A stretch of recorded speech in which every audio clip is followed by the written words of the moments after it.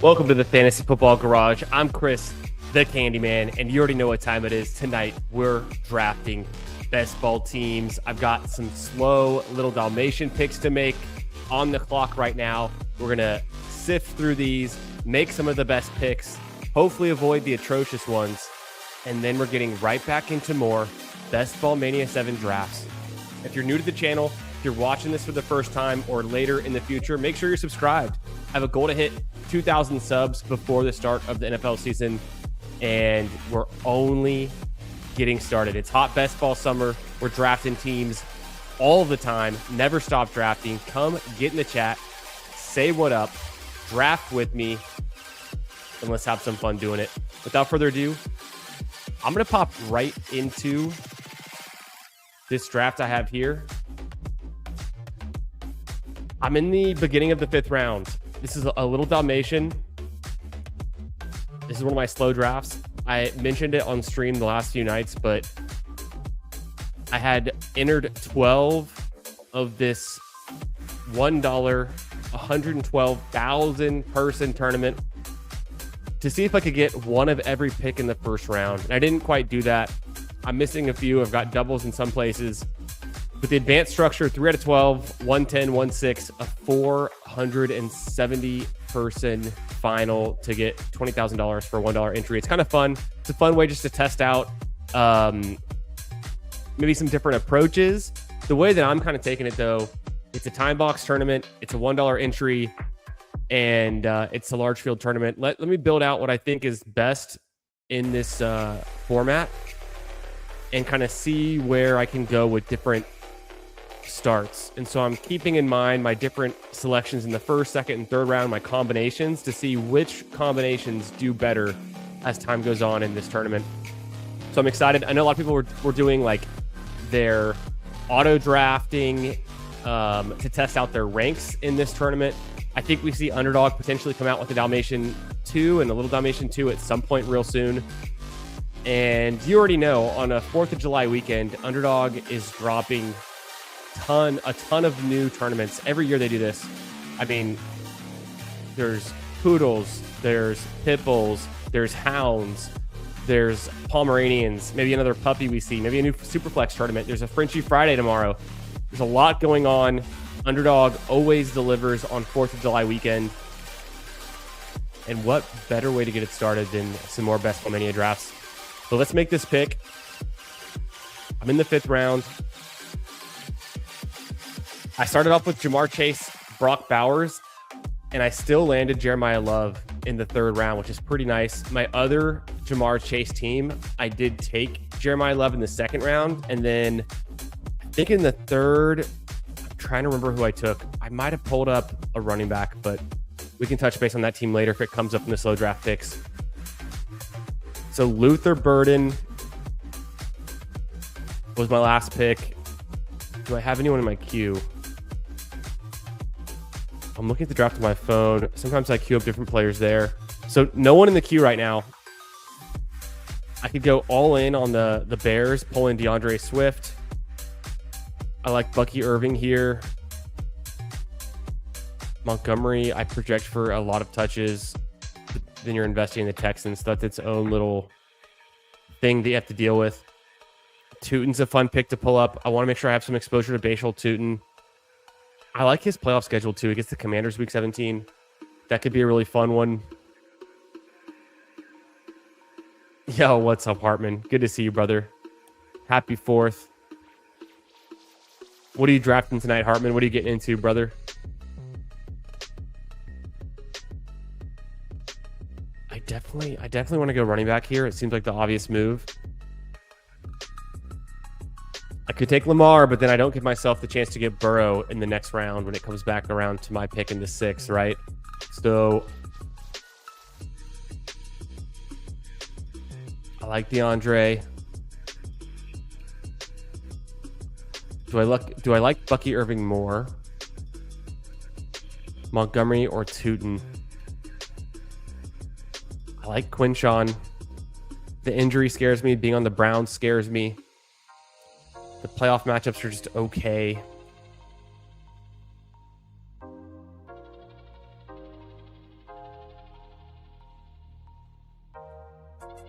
I go DeAndre. I'm making a huge bet on the Bears, and that kind of feels good, actually. Let's go that direction. DeAndre Swift was pretty damn good last season. Back to the slow draft picks. We've got 3 more to make before we launch into a best ball mania for the night. Hartman says, I want to know what the thumbnail and title mean. Brother, I put this thumbnail and title together in like the last 10 minutes before I went live. The thumbnail is just one of the images of me that I had stock ready to go. I've been kind of messing with my thumbnail layout. I think I'm honing it in. I'm trying not to be too busy. I recycle Genty about once a month. I love that Genty cutout that I have. I don't even know. I don't even know what the title of this stream is. I couldn't even tell you. I'm going to look at it now over on the YouTube over here on my other monitor. These picks are atrocious. Oh, shit. And it's pointing at Genty. 2026 Fantasy Drafts Underdog. Literally, you know how I came up with this title, Hartman? I was scrolling through YouTube, looking at what other content creators were titling their videos that had a bunch of views that were out right now. And the one that I saw, it wasn't these picks are atrocious. It was something like something is atrocious. And it had like 10 million views. And I was like, that could work. So, hey, clickbait. We're clickbaiting tonight on a Friday night. It got Hartman. I got Hartman there. Hartman's like, brother, are you calling Ashton Genty atrocious? You're pointing right at him in the thumbnail. You can't be doing that. Yo, what's up, Jerry? How we doing, brother? Good to see you. What's up, my man? What are you drafting this Friday night, Jerry? What are you getting into? I'm about to make some slow draft picks on my little Dalmatians, and then I'm jumping right into some best ball mania. There we go. Fix the mic. Also, y'all want to see something I think was hilarious? I'm pretty sure I bought this shirt off of Instagram late one night, and it was like a buy 3 or a buy 2 get 1 free from some random Instagram ad. But look at this shirt. I think it's actually pretty badass, and I have 2 other ones kind of similar like it.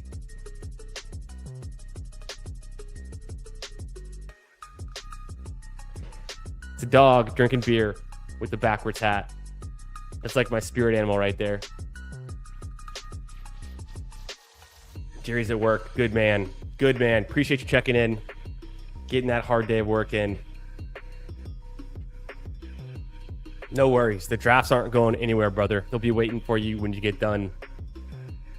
All right. In this little Dalmatian, I've started off my first 4 rounds. I have Achan, Etienne Jr., Josh Jacobs, and JSN. Pretty fun. I really like these running backs. It's kind of an anchor wide receiver build. And I was hopeful that I could get a wide receiver that I really liked in the 5th round. Sometimes Devontae Adams falls. The drafter right in front of me actually pulled up Brian Thomas to pick 53. Kind of crazy. Yeah, what's up, first down? 180 entries in the World Pup. Advanced 63. Nice. Because what is it? It's a 1 out of 6 advance? I'm not sure. Now advancing 11, which I think it's also a 1 out of 6 advance. So you killed your advance in the first, and now you're doing good again. Still live, boys. Let's go. Hell yeah, brother. I'm going to a watch party Monday night for the U.S. men's national team at my neighbor's house on this new neighbor I just met. So I'm pretty stoked for that. Bucky Irving is staring me dead in the face, and I feel like he's a really good pick here. And this could be a hyper fragile build where I take 4 running backs and then just stop. And JSN is my anchor. I could also take Tootin or Quinshawn. And I like them all more than the available wide receivers, which would be like DJ Moore, Christian Watson, Carnell Tate. Guys that I like, but I don't love. I don't think they have a safe week-to-week floor. And maybe not even the same ceiling. I know Bucky Irving can get there on a ceiling. Let's go over to, and I know he missed a lot of games, the full season spike weeks for Bucky Irving. We still got some spikes out of him last year. I mean, 23 points was his highest scoring game. Not the most impressive. He had that 1 spike week. Quinshawn was able to get to a 26-point game through 14 games. Pretty nice. Tootin, Bashal Tootin didn't get that high. His biggest spike was only 14 points, but it's a different situation in 2026.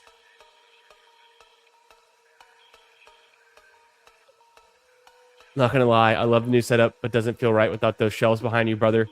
Dude, I know. So I could show you around. New house, new setup, and I have so many things on my list of to-dos, but I am going to be improving the office space. I have a brand new monitor. You can't tell right now, but I have a brand new 34-inch Dell curved monitor that I just got on Prime Day. Got $100 off. Great deal. Sick. So that was a big upgrade for my office. I haven't hung any pictures yet. And the furniture is like all to the sides and not in view. But what I'm going to do is, let me show you the concept. Here's the concept for what this room is going to look like in the near future. I just had a painter come and paint my kids' rooms. My daughter's room is like a light lilac or violet purple or lavender, you could say. My son's room is like baby blue. And that was kind of expensive. Painting 2 rooms was like $600. So I am going to paint the wall right behind me as like an accent wall. Let me show you the mock-up of what I'm going to do to this room. I saved the picture. It's in here somewhere. But I've got some big ideas. I want to put a long, low cabinet behind me and then some shelves up. Here it is. So far. Okay, so this is what my room kind of looks like. I have 2 double doors when you walk in.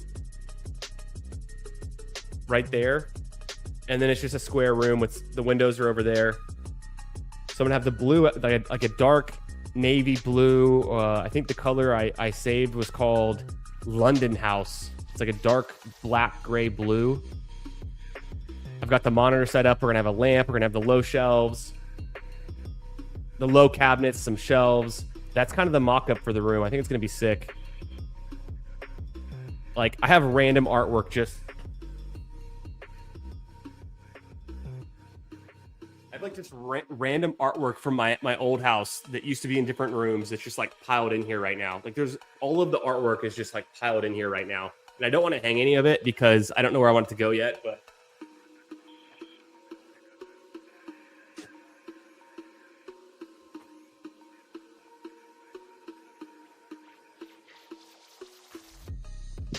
whatever, it doesn't matter. Some of it, I was going to pick up more artwork, but some of it's still wrapped in bubble wrap.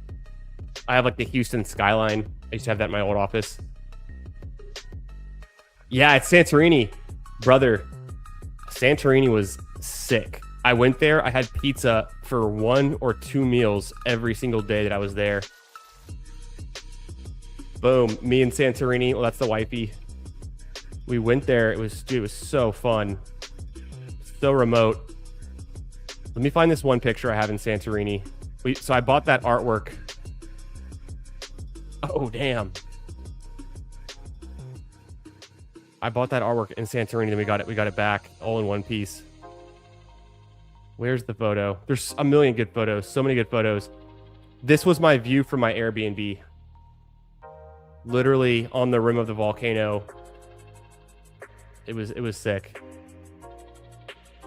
There was cats everywhere. Every night the cats come out. I have like a really iconic photo, but maybe it's on my wife's camera roll.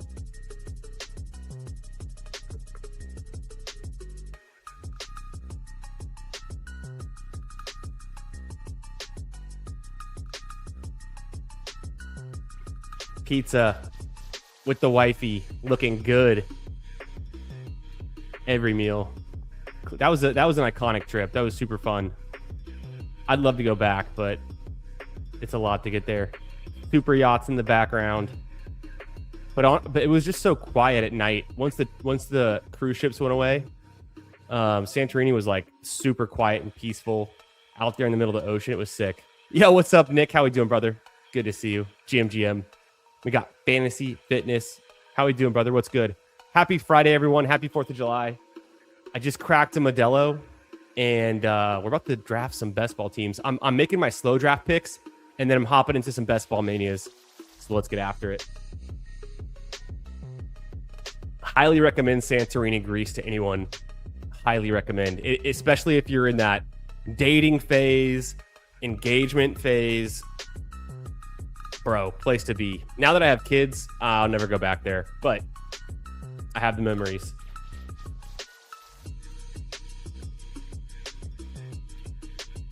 Bro, the pizza in Santorini is so good. Literally the best pizza I've had in my life. And I've been some places, and I'm a pizza snob. I'm a pizza critic. I got pizza. I got sauce running through my veins. I entered 12 of the Little Dalmatians with the goal to draft one of each player in the first round. And of course I didn't do it. It was impossible. I have 2 Jamar Chase teams. I have 2 Puka teams. I have 2 JT teams. I don't have any CMC. I got 1 Genty, but I don't think I have any Jefferson. I think I had 2 CeeDee Lamb. I think I had no Gibbs and no Bijan, or I had one of them. I maybe had 1 Bijan, but it's fun. So anyways, these are those teams. Here's the JSN team. I'm super tempted right now to go Bucky or even Quinshawn with this start. I kind of want to go Bucky. I have a little bit more faith in the Tampa Bay offense. I mean, Jags offense too. Tootin's pretty nice.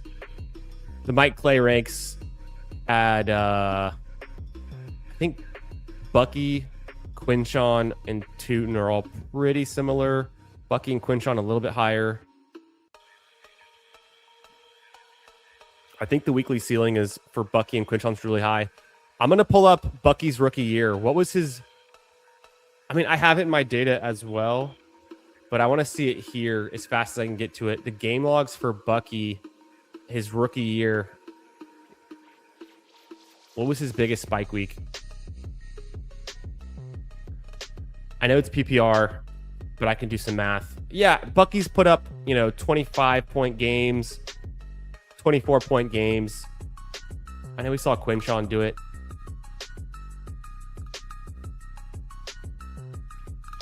I think I'm just going to go Bucky here. Boom. This team is looking pretty sick. I mean, super strong running backs. Probably stop with those 4. Hyper fragile build. He's the Candyman Portnoy with pizza, brother. I am on Portnoy's level with pizza. I know he's got the big show.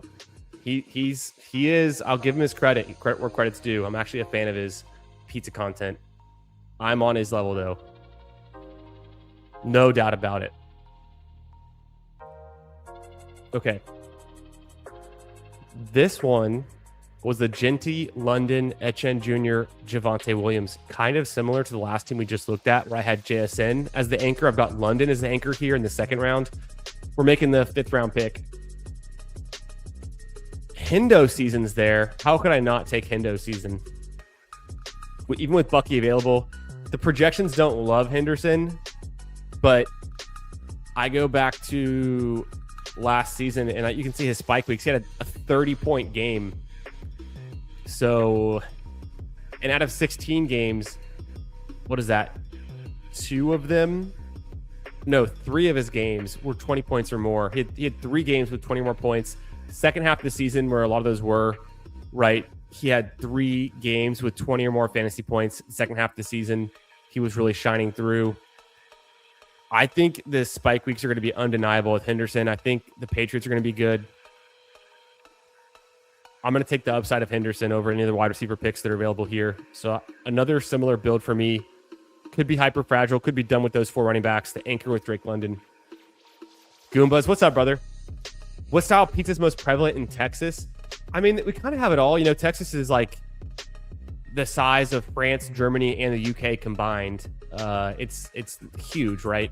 So there's pockets everywhere. Texas has a lot of German influence, but there's plenty of Italian influence as well.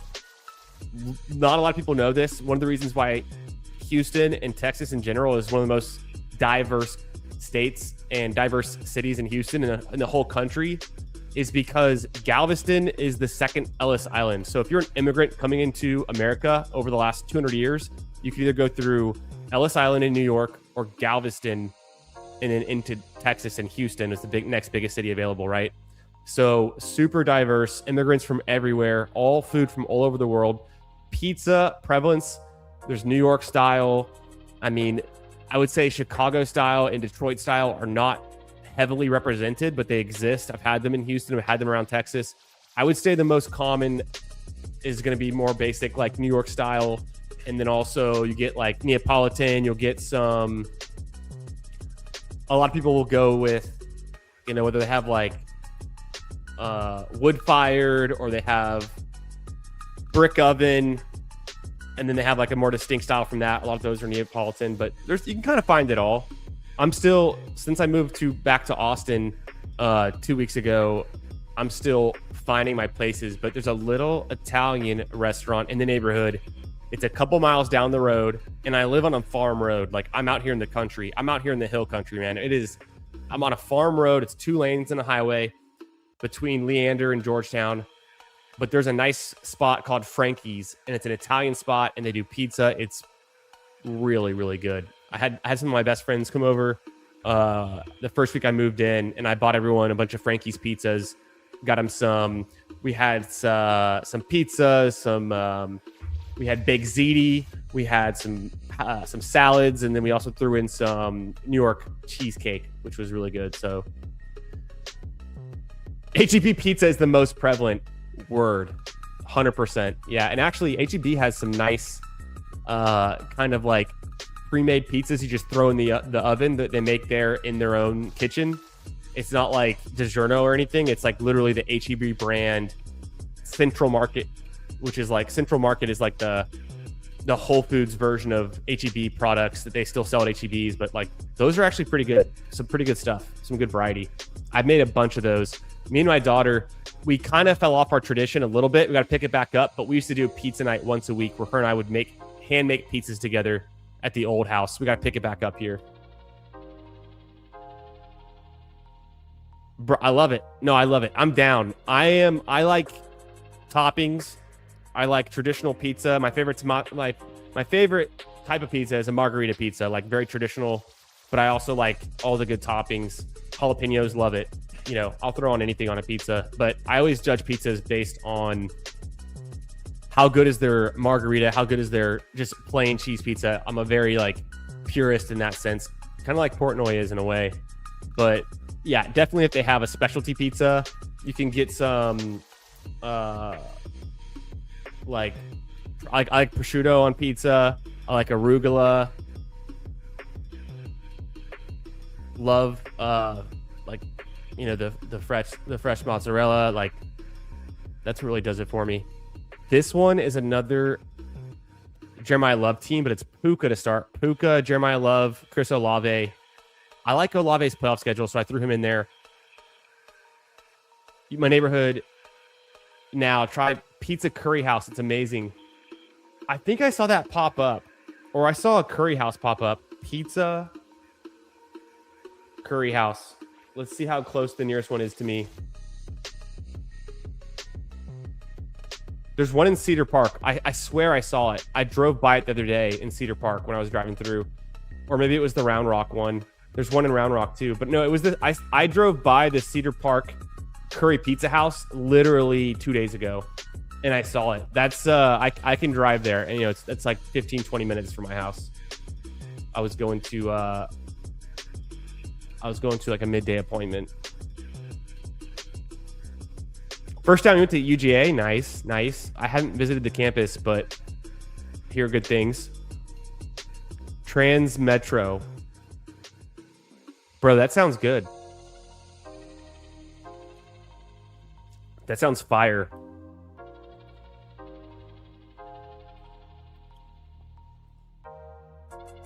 Puka, Jeremiah Love, Chris Olave.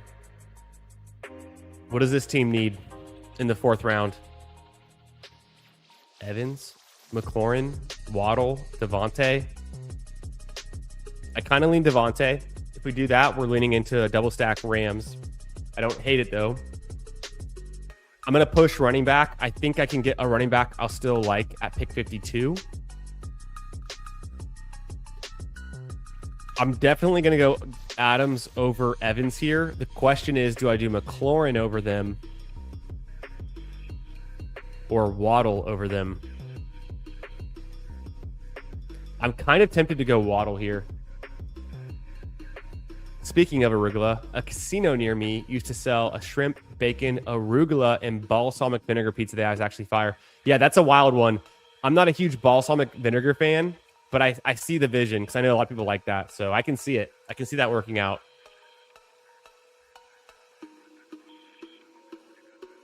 Hell yeah. No doubt. No doubt. I used to, there was, it's closed now. But my favorite, actually, it moved locations. It used to be on my campus at Texas. So when me and my buddies would be studying late night at the on campus, like in the library or at like the Union or the SAC Student Activity Center, we had so many study spots, but there was two really good pizza spots across from campus. There's plenty of spots, but there's two good ones across from campus. The name is escaping me. It was called Firehouse Pizza. Firehouse Pizza. It wasn't Firehouse Subs. It was Firehouse Pizza. Is that what the name was? It's been so long.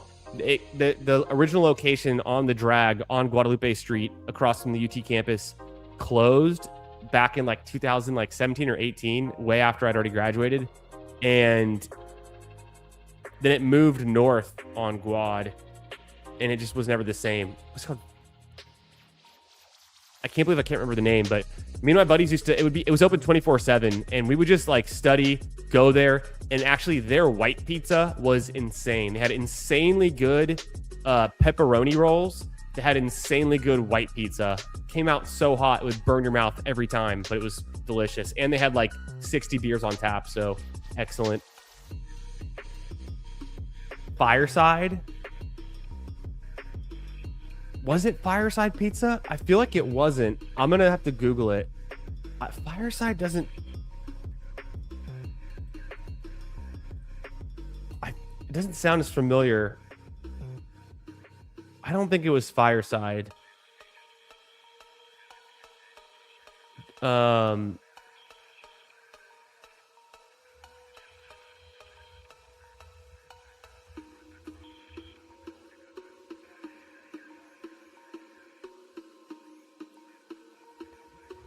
looking it up.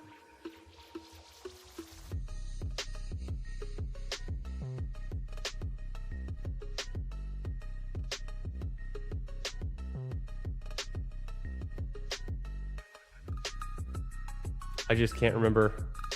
It's been too long. But again, there's a lot of good pizza around UT campus, around like downtown Austin or South Congress. Everyone likes Home Slice in South Congress. It's a good one. Best Chinese food in Tucson? Interesting. Golden Temple? Interesting. LOL, Double Dave's? No Double Dave's. Get out of here. I prefer places that are like originals, mom and pop shops, Italian restaurants that serve pizza.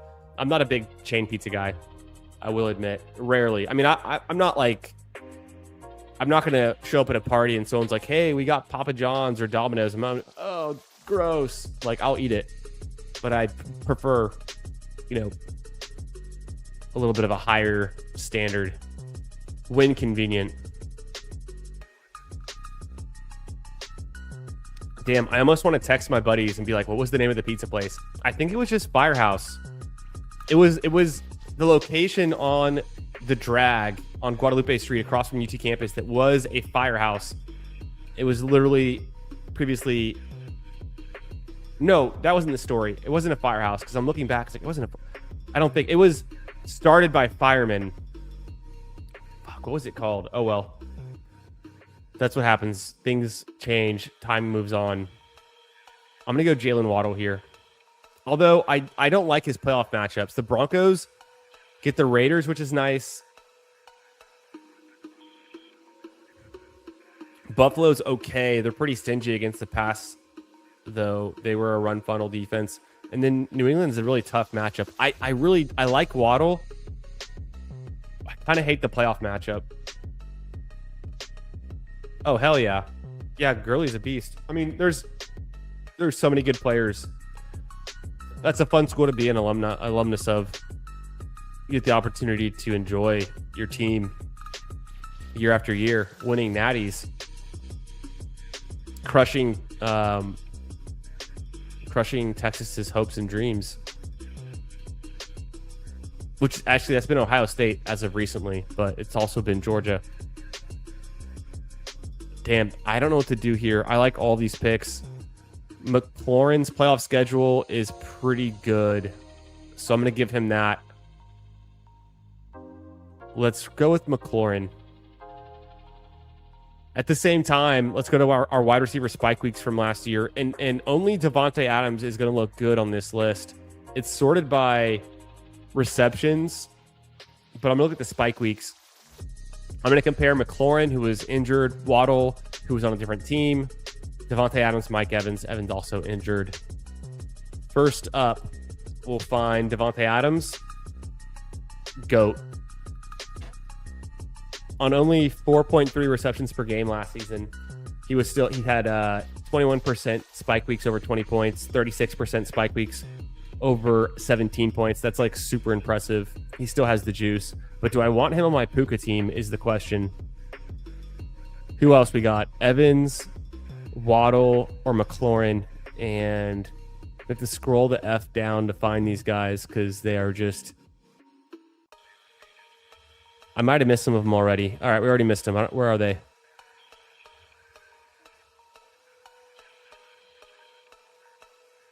There's Waddle. Best spike week was only 20 points.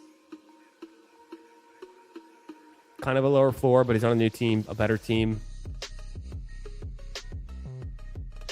Mike Evans didn't play enough games, but his biggest spike week was 16 points. Kind of underwhelming, but he's on a new team, a better team. What about McLaurin? Way down here. 9 games. Best game was 19 points. New situation, quarterback's healthy. And McLaurin with a healthy Jaden Daniels was an insane combination in 2024. So, like, you can't forget, right? Waddle's a pretty good pick. Yeah, but the playoff schedule is so rough. And then Adams is just dominant. It's a tough one. It's tough when it's a slow draft like this and you have so many good picks. I'm trying to see what makes the most sense for this team. I think I don't have enough McLaurin. I want to get some McLaurin and give myself the chance to also maybe go Jaden Daniels at pick 69. And I can also get Stafford at pick 100 or 117. So, I mean, I can make a similar argument for Bo Nix, but he kind of goes around where Stafford goes, so it might make it harder. Same thing with Purdy. I'm going to go McLaurin just because I really like his playoff schedule. I feel like I don't have enough McLaurin. And if he can recreate that magical 2024 season with the healthy Jaden Daniels, I think we've got something nice here. So that's a much different team than the other ones we've been picking. They were more running back heavy. I'll do a sneak peek at this team. Well, this is a puppy. It's kind of unrelated, but about to be on the clock in this puppy. It's a Josh Allen team. We'll get either Diggs or Goddard. It'll be good. All right, let's jump into a Best Ball Mania draft. I'm showing it on the screen. I'm going to jump in from my phone, and I'm going to go ahead and join it right now. So if you want to draft with me, come get in. Make sure you hit like on the stream. Make sure you're subbed. If you're new here, come say what up in the chat. Come draft with me. I just hit enter, waiting on 7 more.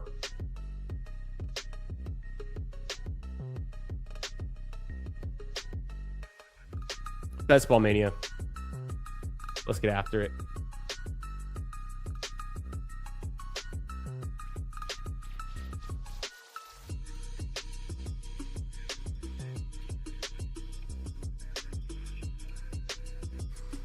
These picks are atrocious.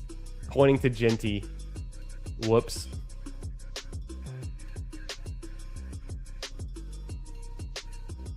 Didn't mean to do it.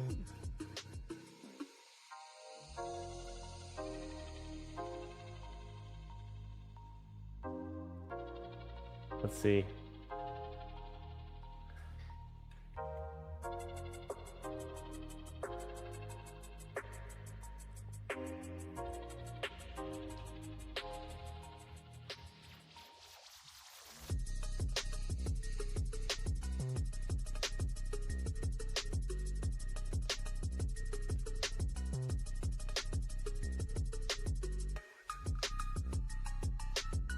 Oh, we filled. Who's in here? I'm in the 11th spot. I see off the Schneid in the 6. Yo, Cody. And maybe we just synced up because I know Cody was live earlier when I checked. I think he might still be live. We'll go pop in over there. That's so funny. It always happens. And we got King of Kings in the 12. All right, I'm going to pop over to Cody's stream real quick. Oh, first down at 8. Overlooked him. Amped Phil. Got it. Sometimes I overlook names. There's so many names to keep track of, and everyone's like, Discord's different than their YouTube, different than their Twitter, different than their Underdog. So forgive me, but Amped Phil, got him. Let's go. I'm popping over to Cody's stream just to see what he's up to over there.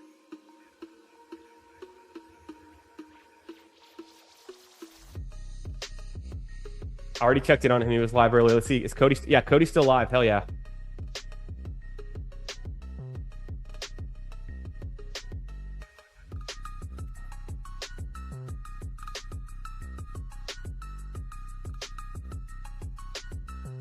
Hell yeah. Just said a little hello into Cody's chat.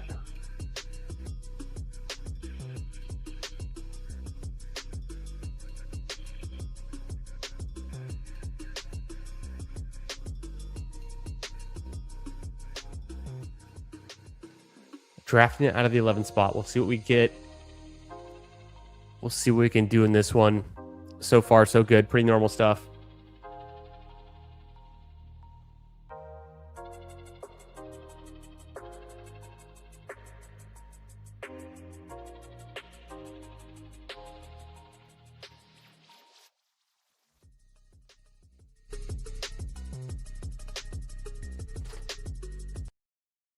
Okay. Let's do focus mode. Let's get in on this. Who do I like here? Which picks are not atrocious? I have some ranks in here. They're kind of not real. I'm really just drafting off ADP at this moment. I've been uploading ranks most years, doing my own ranks most years. I'm being lazy about it this year, but I'm just kind of, the ranks are in my head.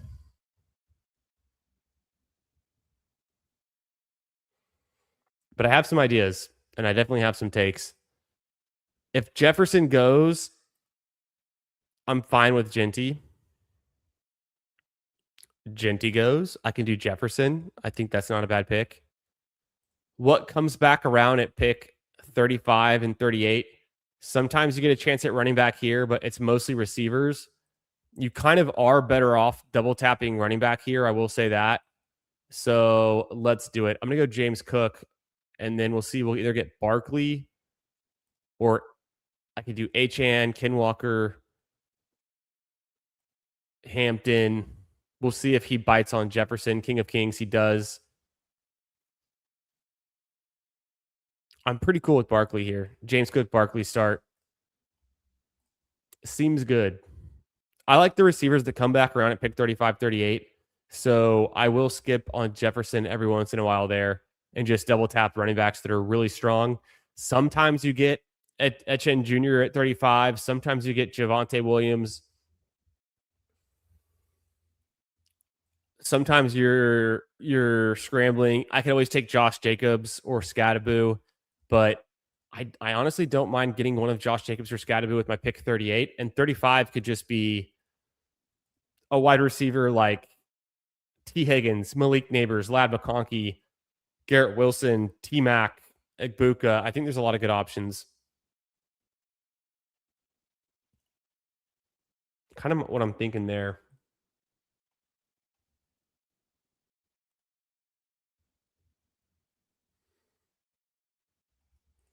But I'm not like fading Justin Jefferson. I just think these running backs are like really solid picks. What I'll show you guys, and this is last season, but over the course of the whole season, James Cook led the league in rushing. Weeks 1 through 17, he averaged about 18 fantasy points per game. He had a 34-point game spike week if you round up. His floor, he's hitting your lineup like 70, 75% of the time with 10 or 13 or more points. He was hitting your lineup with 17 or more fantasy points 63% of the time. That's 9 of his games last season. That's huge. And it was 5 of those 16 games, or what would that be? It would be, yeah, that'd be 6. And what would 63% be? I wish I could do better math on the fly quickly. 63% of 16, if 38% is 4 would be a fourth, 5 would be less than a third. That's 6. So 6 games, he had 20 or more points, and he had like 10 games. That'd be 12 games. Now I'm just confusing myself, but a lot of the games. James Cook is super consistent floor, very good ceiling. The spike weeks, 340 touches, 14 touchdowns on a good offense. Almost had 1,900 total yards in those 17 weeks. So I'm still in. And then Barkley, actually much further down in terms of fantasy points per touch and his average score. But the big spike weeks, he wasn't as consistent last season. They fire the OC. They bring in Sean Mannion, or they upgrade to Sean Mannion. I'm interested to see if the touchdowns can bounce back, the touches can continue and even increase, get some more Barkley usage. So that's kind of the story there on those 2 picks. I like Hampton. I like Chase Brown. I like Ken Walker fine. I love Achane. I love Derrick Henry. There's a lot of good running back picks that are going in the first 2 rounds. I think I want them more times than not. I think the receivers are fine, but the running backs are really good. You guys, if we see Mac Nova in the chat tonight, which he might stop by later, I owe Mac Nova a shotgun. So if Mac Nova shows up, we're pulling up the camera on the phone, we're going into the kitchen, and we're shotgunning a beer on stream because I owe him. So stay tuned for that, if anything. Coming back around in the 3rd round, can I get Etienne Jr. to fall? I like Neighbors. I like Javonte, Garrett Wilson, Ladd, all fun picks. Josh Jacobs is a nice pick. I mean, he's there. I think I obviously do it. I really like his playoff schedule that the Saints have. Tampa Bay Bucks, Arizona Cardinals at home in the Dome, and then Atlanta on the road, but in the Dome. He's a workhorse. Let's grab him there. Strong start, 3 running backs. Kind of like our boy first down in the 8th spot. Amped Phil goes McCaffrey, Ken Walker, Kyron. That's a fire start. I really like that too. And then do I want to go Garrett Wilson? Do I want to go Neighbors? Is a big question. I could do T-Mac. I lean Garrett Wilson. I'm not afraid to take Malik Neighbors.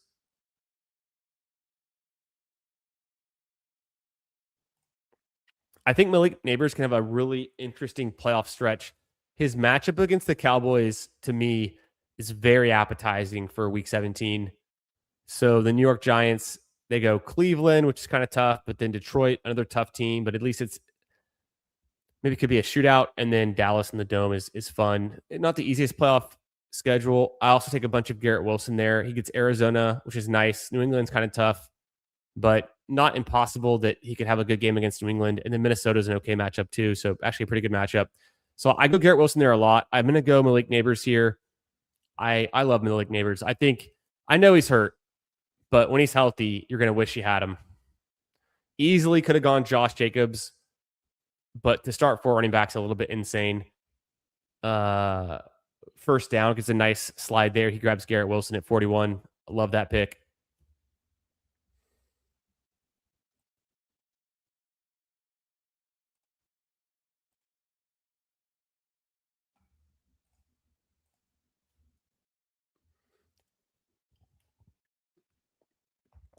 Thanks for tuning in, spending some time with me on a Friday night. We're drafting best ball mania teams all night long. We're just getting started.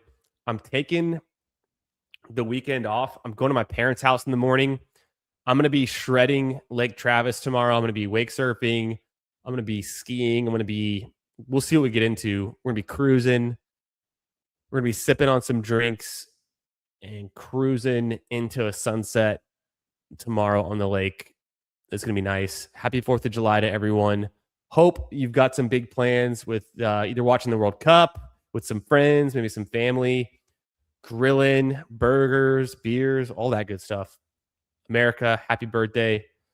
I'm pretty pumped. I'm just excited to have a vacation day. I moved houses. I moved from Houston to Austin like 2.5, 3 weeks ago, and it's been a lot of work. And I didn't take any time off, so tomorrow's like my first vacation day where I can relax for a bit. I have so much on my to-do list as well for my house.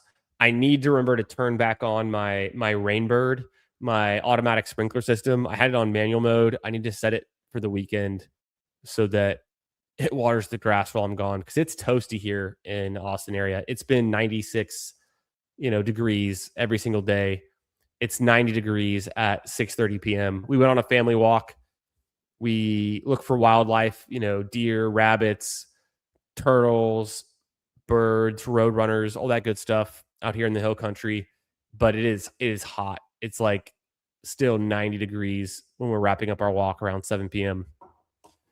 But it's good. So I'm pumped for 4th of July. It's going to be chilling, watching some of the John Deere, watching some World Cup. My sister's in town with her two boys, my two nephews. My brother's in town with his new wife. So we're all pumped. It's going to be a great weekend with the family. I'm going to post something to my Twitter. I said I would. I'm going to post a video to my Twitter of me like shredding, wake surfing behind the boat tomorrow or the next day when I get out there. So stay tuned for that. I still have game.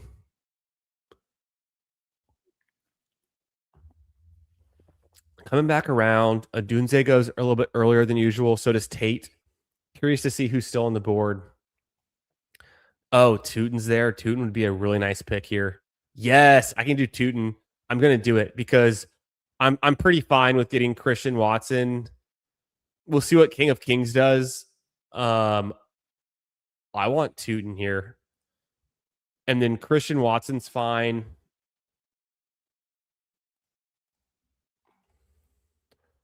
He goes. Brian Thomas, okay. Jordan Tyson, okay. I kind of like Marvin Harrison. Is that too crazy? Is it crazy to want to go Marvin Harrison over Tyson? I do have the whole Saints thing going with Etchen Jr. Should I just go Tyson here? I think Marvin Harrison's good. I like his playoff schedule. I've already got Etchen Jr. It would be like a team stack, but I'm going to go ahead and go Marvin Harrison there. I think he's just good. Let's get him healthy. He's impressive when he's healthy. Going back to the garage tiers, let's look at the full season for Marvin Harrison. It's watered down a little bit because he was hurt. Michael Wilson did look really, really good in that time. Yeah, his biggest spike week was a 19-point game, but pretty healthy, 2.6 fantasy points per touch. Can he command more touches? The second half, was it better? I can't remember. Or was it worse? It was a little better. It was kind of the same. When you look at Marvin Harrison, though, in his game logs, you look for the games like his spike weeks over the last 2 seasons. There's a lot of good. Last year game logs, I mean, right off the bat is PPR, but an 18-point game week 1, another 18-point game week 4 against Seattle, and then a 22-point game in week 9. I guess in PPR it was because he had what was that? 7 receptions. That's that 19-point game that I was pointing out. Yeah, that's that one. That's that 19-point game. So 3 big spike weeks, pretty good spike weeks. 2024, we all remember it was week what week was it? Week 2. He had a 29-point game, huge game. He had a 23-point game. So there's some spikes in here. There's definitely some spikes in his profile waiting to happen, some big games waiting to happen. I'm cool with Marvin Harrison year 3 breakout. I also have the year 3 breakout watch over here in this tab. And if we scroll down to Marvin Harrison, he looks pretty good. He's better than Rome Odunze through his first 2 seasons. He's no Malik Neighbors, but he's still averaging 0.4 touchdowns per game, which is very healthy. He's only played 29 games. He averages almost 90 air yards, which is great. The 14.5 yards per reception is insanely good. The receiving yards are good, could be better. The receptions need to go up. The efficiency needs to go up because the targets are already there. But like for comparison, When Marvin Harrison's healthy, he's getting like 6.5 targets a game. When Malik Neighbors is healthy, he's getting 10 to 11 targets per game. It is insane how good Malik Neighbors is, and people are still sleeping on him. They're afraid because of the injury. We're playing for the most upside. You can't have fear about these things, I will say. Yeah, 3 RB starts. I took a 4 RB start, practically with the way I took Tootin, but yeah, they feel really good. Say I started 4 RBs. Who's the lowest wide receiver I feel comfortable as my wide receiver one? It's guys that, I mean, if I started 4 RBs,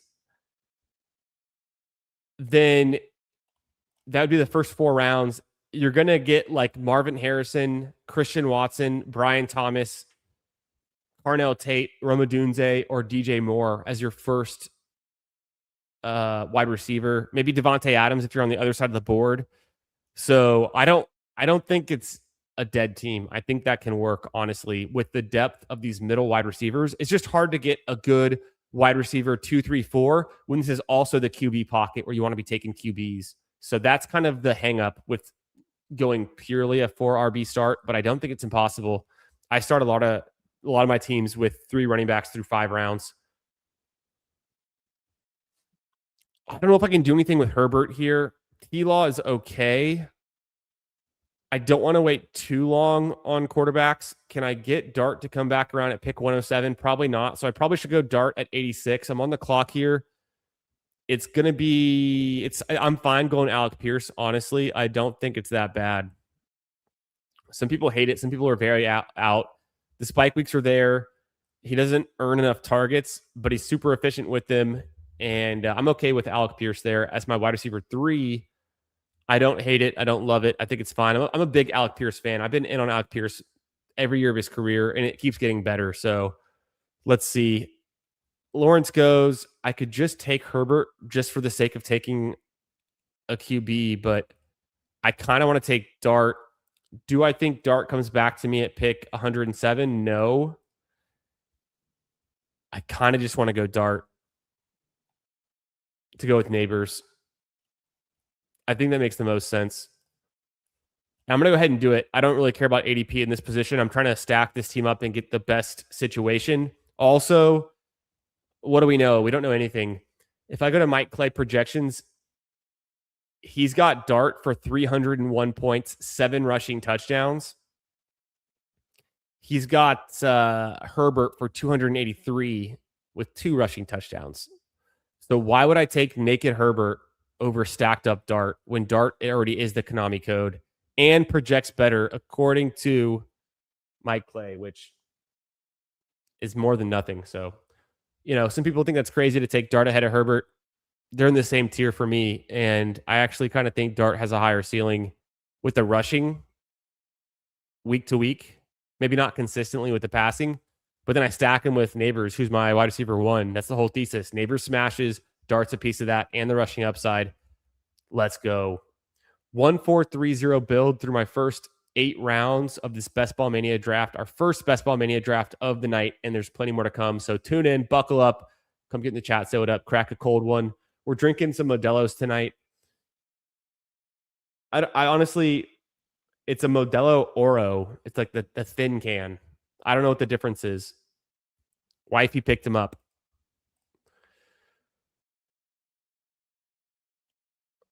Bro, yes. Yeah, I'm going out to the lake this weekend. I was at the lake last weekend too. It was nice. Visiting my parents. My parents are retired out there, and so I'm lucky. I don't even think I have a pick. Oh yeah, I do. I have some picks. Here's a pic of my family at the lake last weekend. We're floating out in the lake. The water is 120 feet deep right there. So keep your life vest on. But we're out there floating off the back of the boat. That's the fam. What else? I use AI to mess with my mom all the time. My mom likes to feed the deer corn out of the back of her porch. So I take the pictures my mom sends me of her feeding deer and I put them through AI, and she like sends it to all of her friends. Like it just kills her. She's like, "How do you do that?" You know? The little deer lined up with dinner plates. It's good stuff. Yeah, I'm pumped. The only way to beat the heat this time of year is to get near some water, rinse off, relax, get some wind in the hair. Marv over Tyson for sure. I think it's worth a discussion because I had Etchen Jr. I was already kind of stacking up the Saints, but Marvin Harrison year 3 breakout's a real thing. We need Tyson to prove himself as a rookie first off. What's up, Sus? How we doing, brother? Always good to see you, my friend. Hope you're chilling. Hope you're staying cool this weekend and getting out to some water, maybe. Maybe getting out to the beach a little. I don't know.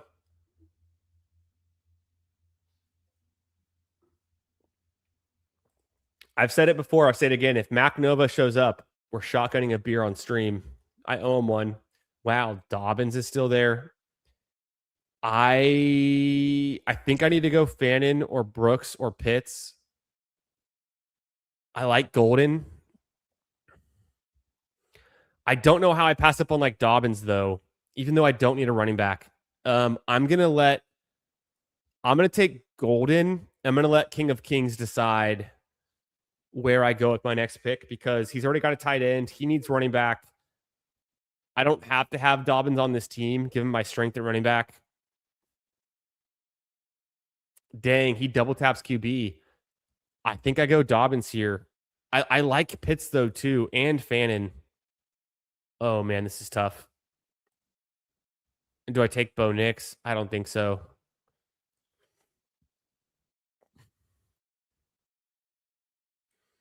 I'm going Dobbins. I'm just like done at running back. I could have taken Fannin or Pitts, and maybe there's a lot of upside there to do it. I tend to hope at least tight ends don't matter as much. Let me get that 5th running back. I probably didn't even need it, but now this is probably the best running back, squad you can get on a team, possibly. It's hard to get better than this without sacrificing everything else. The beach day. Love it. Love it. Getting to the beach. That's the goal. Get into some water this weekend. Wow, Malik Willis truther goes at pick 114. I saw Malik Willis go in like the 140s last night in some of these best ball manias. So to get him at 114, get your guy season, I guess. Let's see what Schneid does here. He's got the whole Burrow Higgins thing going. He also took Caleb Williams to go with his Adunze. He goes Fannin. It's a good fall on Fannin.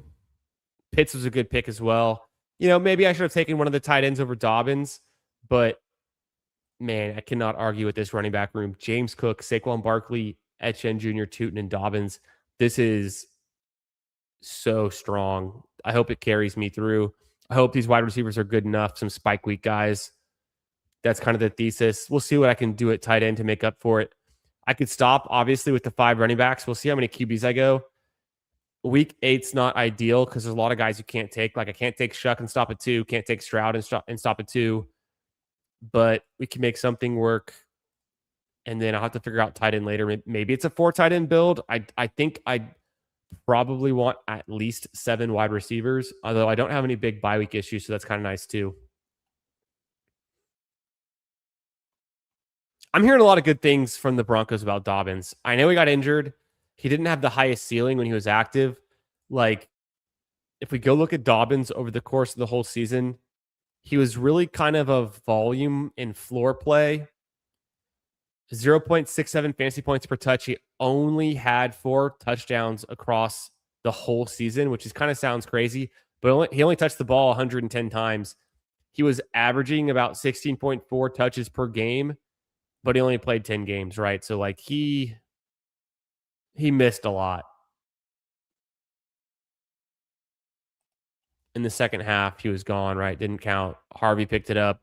Harvey was more efficient because he had a lot more of those touchdowns. I wonder if Dobbins gets a lot of those touches. Did more of those touchdowns go his way in 2026? We didn't see any spike weeks out of Dobbins, just kind of consistently kind of mid. And I'm back on the clock here. I could do Shakir. I could do Diggs. I should be taking Diggs, except I also have Cook. So I don't mind going Shakir for some like Bills stacking. And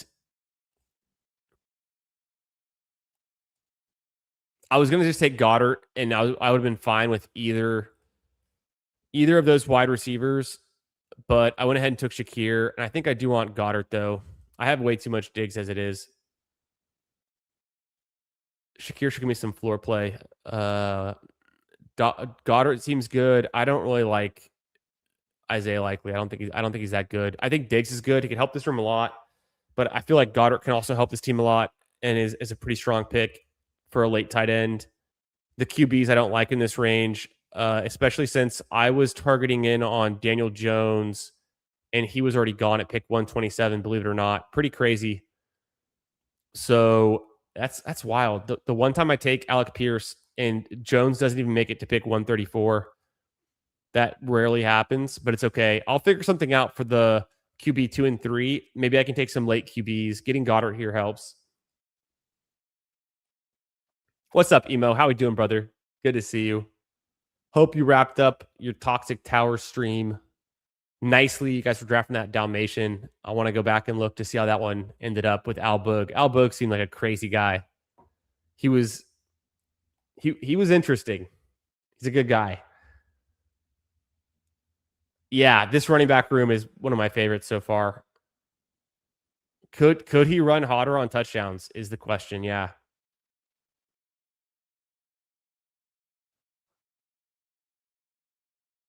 Right. Yeah, we're doing good, brother. We're chilling. I guess it's not even a Friday night. I think I said it was Friday night earlier in the stream. It feels like Friday. Tomorrow's vacation for me. Hope it's vacation for you guys too. Happy 4th of July. We're drafting best ball teams. No better way to spend it. Getting into a vacation weekend. Hell yeah.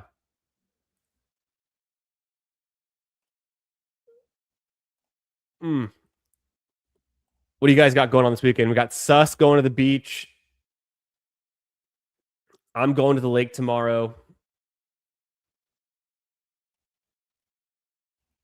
Earlier, we were talking about pizza. Everyone's ordering pizza. I think it's time to crack another cold one.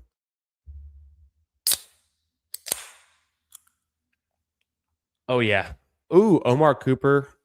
I didn't think he'd come back around, but when I see his name go off the board, I'm keeping tabs. I think he could be a riser the rest of the season. I think Omar Cooper is good. I think he needs to get some more of the love that AD Mitchell's been getting. Omar Cooper could be really good. AD Mitchell certified not good.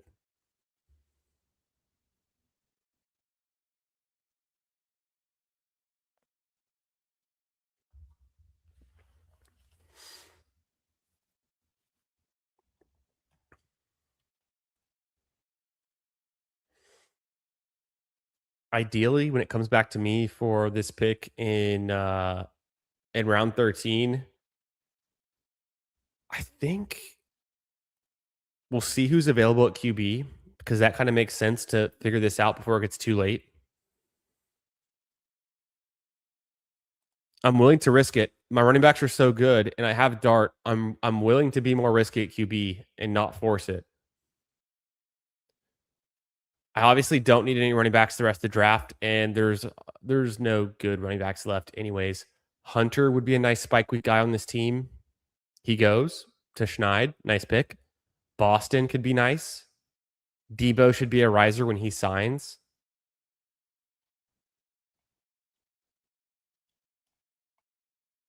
Calvin Ridley and Jerry Jeudy are veteran players who are actually good, but maybe not good anymore. You know, things change. The best QB available is Bryce Young. King of Kings has Coker, but he has 3 QBs, so I can push it at the very least. I think I'll just go Debo. And, you know, I'm going to go do some referencing on, do I actually think Bryce Young is good? I guess he's okay. He's not that bad. He's okay. Him versus Smith versus Ward versus Rogers versus Mendoza. I think the answer is Bryce Young here. I like Kenyon Sadiq. I like Hawkinson. Sometimes you can push Bryce Young. I'm going to put him first in the queue. How quickly can I find the T-Mac drafter? He's got 2 QBs. He might just take Bryce Young here if I didn't take him already. So let me just make sure I at least get my QB2 and feel safe, and then I can push the rest. I can push Rogers or Smith, or if I take Penix super late for some upside. Let me line up my stacks. I got the Giants. I already have neighbors. What if I took Mooney? It's not out of the question. My Cowboys bring backs. I don't have any of them. I don't need a running back. I probably just don't end up taking one of them. Carolina would be like going Chris Brazel, maybe JT Sanders. I mean, I don't know. He's kind of splitting it with Mitchell Evans and Tommy Tremble, so it doesn't feel great. Xavier Legette, draftable. I think he's draftable. I don't think he's the worst pick. He's a better pick than AD Mitchell. So for my stack, if Brazel's not there and I wanted to go with at least one stacked player, I could go Xavier Legette. In a best ball format, it's not insane. I mean, in a standard format, a managed league, of course, I'm not going to take Xavier Legette, but in best ball, I think he can do something. Let's go look at Xavier Legette in our spike week data from last season. He's not a nothing, although trending down, losing snaps to Coker outshining him in playoff games. Xavier Legette had a 19.7 spike week last season. Just really not earning a lot of targets and receptions is kind of the issue. In the second half of last season, it started to get worse.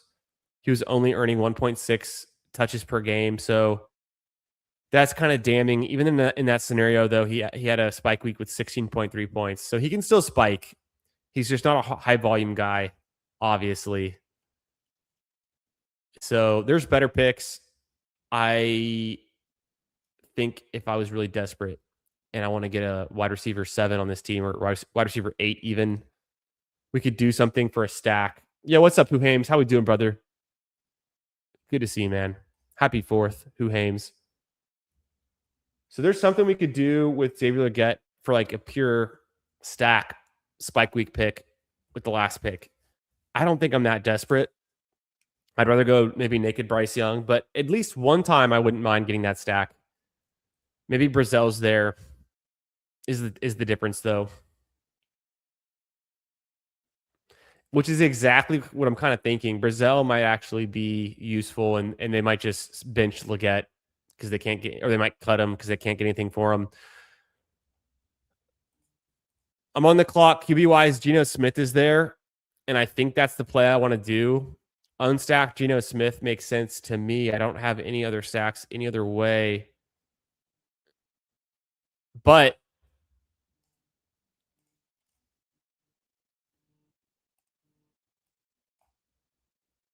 did I get off the Greg Dulcich?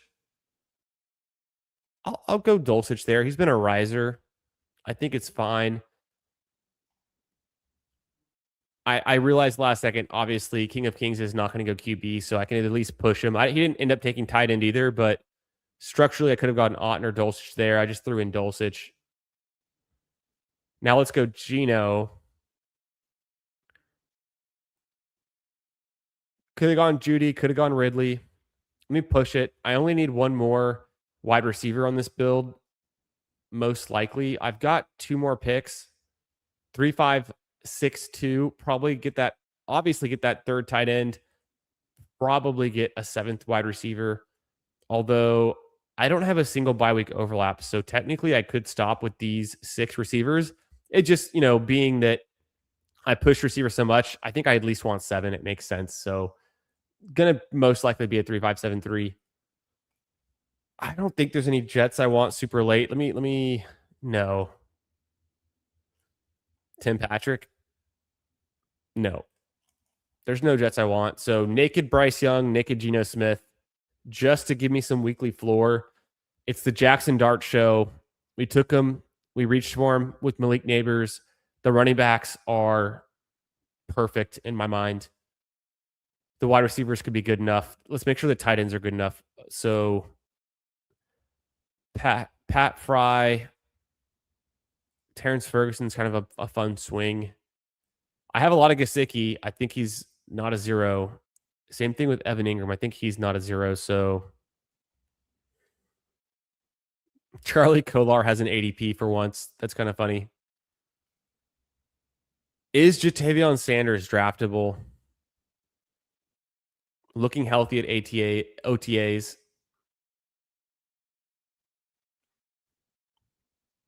Hmm. I don't think so.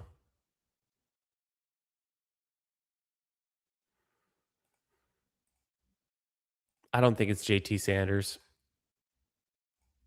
I'd rather just go like Colby Parkinson at that point.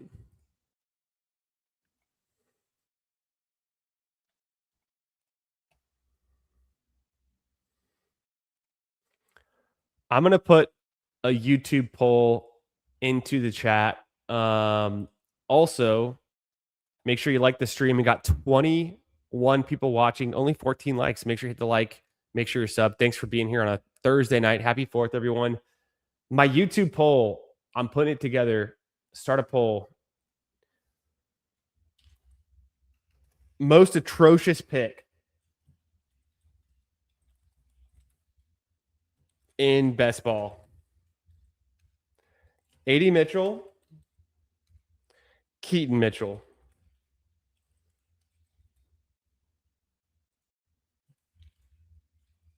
Tell me why in chat.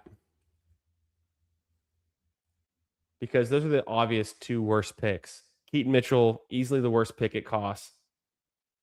And then AD Mitchell, also a bad pick, but getting more expensive, which makes it even worse. Yo, what's up? GAB for life. How we doing, brother? Good to see you. Happy Thursday. Happy 4th. Hope you got some fun plans this weekend with some family, some friends.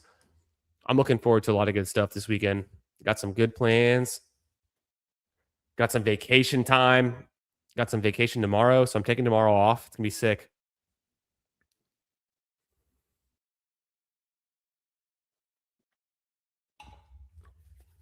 Let's see what we can do with these last two picks. Freiermuth goes, but after I took Dulcich, only Otten and Freiermuth off the board for tight ends.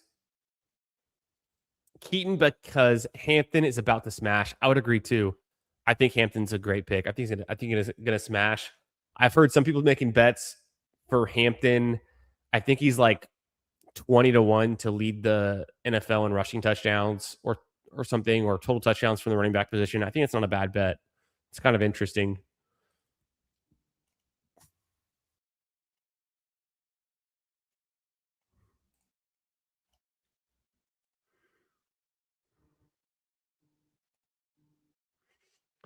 Terrence Ferguson, Gesicki, or Ingram? I'll let it go with Terrence Ferguson. I think there's some upside there. Maybe we're overdrafting him, but we did the same thing last year. He didn't really do anything for us. I just like being attached to the Rams. He could be a spike week tight end.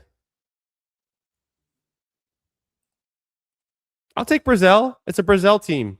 I don't have a whole lot of Brazil. I don't have any rookie wide receivers on this team. I at least get the stack with Bryce Young. I don't hate it. I don't have any Seattle pieces, but I'm not really worried about that. It's all Jackson Dart. I actually didn't have any Cowboys either.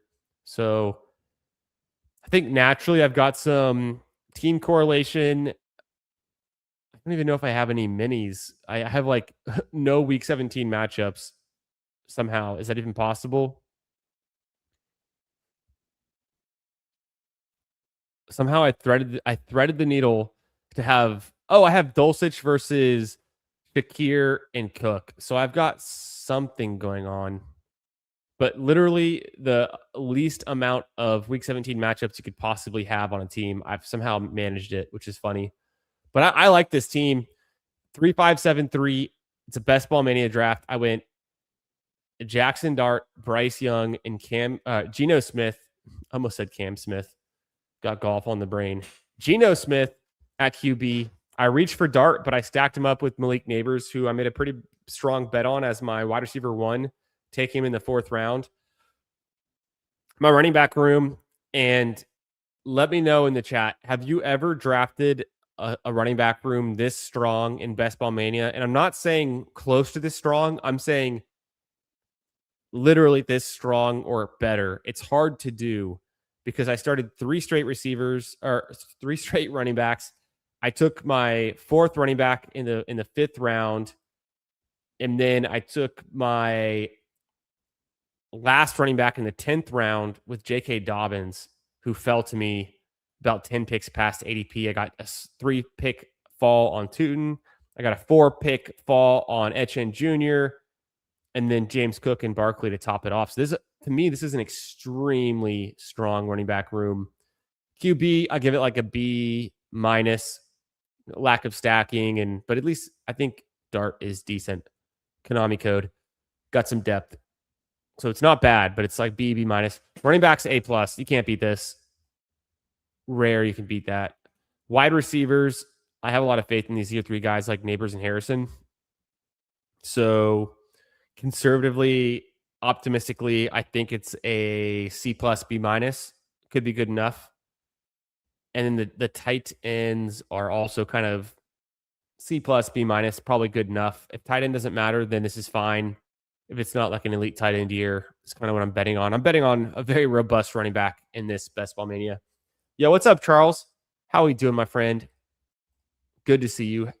Hope you're having a great Thursday night here, and getting ready for a nice 4th of July weekend. I can't stop talking about it. I'm so excited about the 4th this weekend. And I've got big plans with the family. That was the Best Ball Mania. Let's get right back into another one. I'm going to join from my phone I'm going to stand up and stretch. Let's do a little stand up and stretch. I'm going to roll a clip. Let's roll in honor of who I just drafted. Do I have any clips for the guys that I just drafted? Not really. Nope. Not really. Well, I've got some, but I don't know if I want to use those.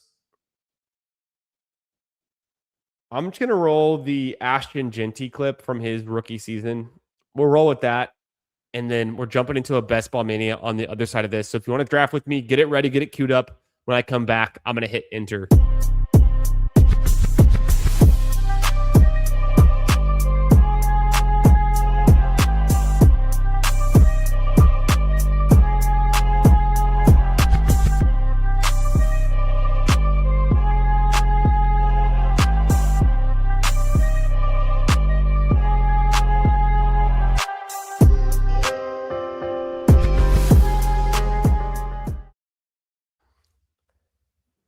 Let's go. Got a brand new shirt on, feeling good. I'm hitting enter on this Best Ball Mania. Hit enter now if you want to draft with me. I mean, hey, buyer beware. Waiting on 10, so you guys are going to get in if you want to, but just know I'm planning to advance. So if you want to get into a Best Ball Mania with a 1 out of 11 chance to advance out of this pod, that's on you. But I'm not planning on sitting behind and getting 3rd place or last place. I'm trying to get out of this pod and win this thing.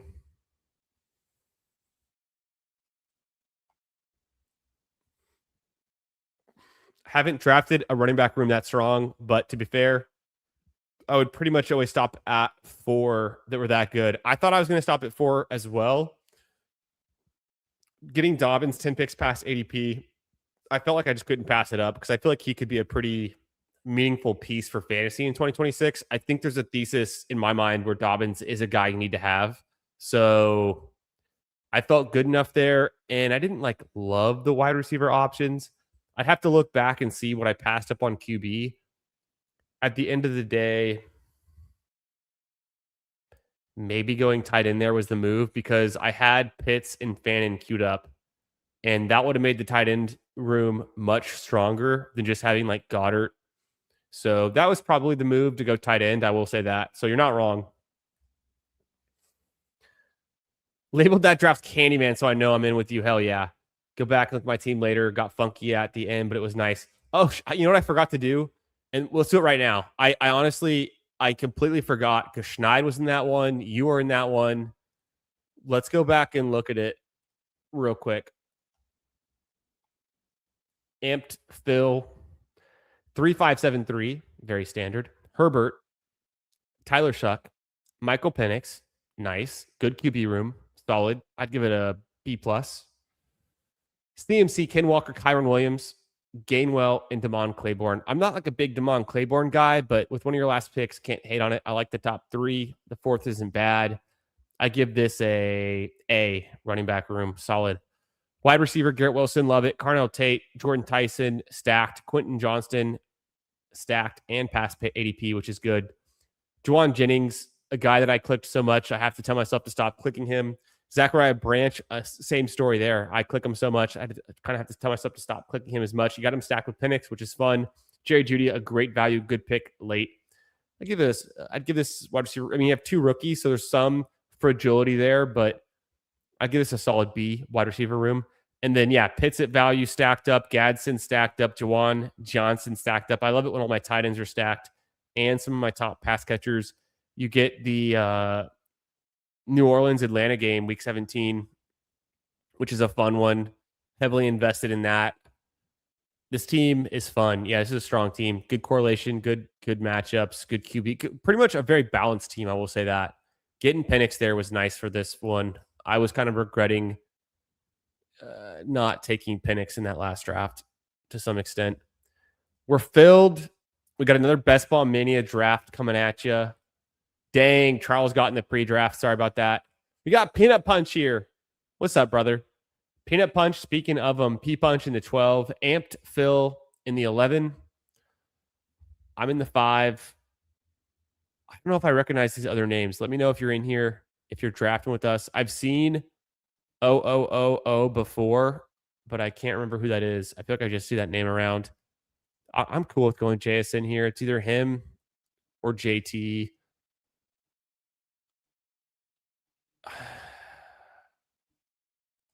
I'm cool with going JSN. The spike weeks for JSN were fine. It was the consistent floor that was good, but you didn't really get the true insane spikes like you get out of Puka.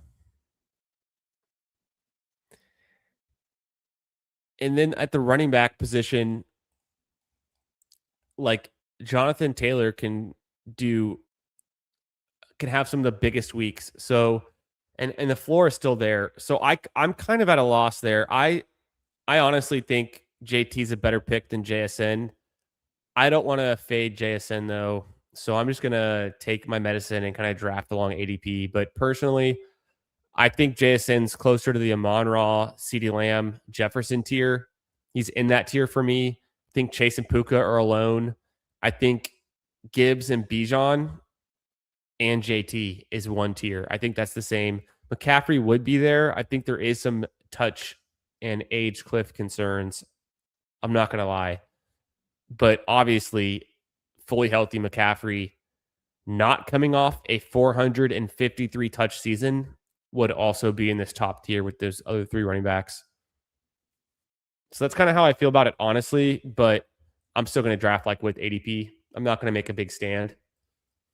What's up, Jeff T? Good to see you, brother. Hope you packed your Lucas Glover bags because wouldn't be the first time. All Lucas Glover. I'm on the clock. Achan's there. Nice. Auto click. So I do get a nice little fall for me on Achan. I was hopeful I could get Derrick Henry or Achan here if I was going to start with JSN. So I like how that plan came together. You could take Jeremiah Love with him. It's not crazy. I probably would have just taken Brock Bowers if Achan was gone over Jeremiah Love, but like I don't mind bringing up Jeremiah Love a little bit. The problem is sometimes Jeremiah Love falls in the third round, and there's going to be a few teams in this tournament who already have Jeremiah Love in the third round, like paired up with potentially JSN and somebody else. So that's kind of the risk there. I've got a poll in the YouTube chat. Make sure you check it out. Make sure you hit like on the stream. Who is the most atrocious pick in best ball? And there's no wrong answer when you're choosing between Keaton Mitchell and Adonai Mitchell. They're both atrocious. It's not Ashton Genty. Ashton Genty's a fine pick. He's a good pick. But there are some atrocious picks on the board right now. Let me know in the chat who you think the most atrocious pick is. Why does this have to be so hard? I'm gonna go Kyron here.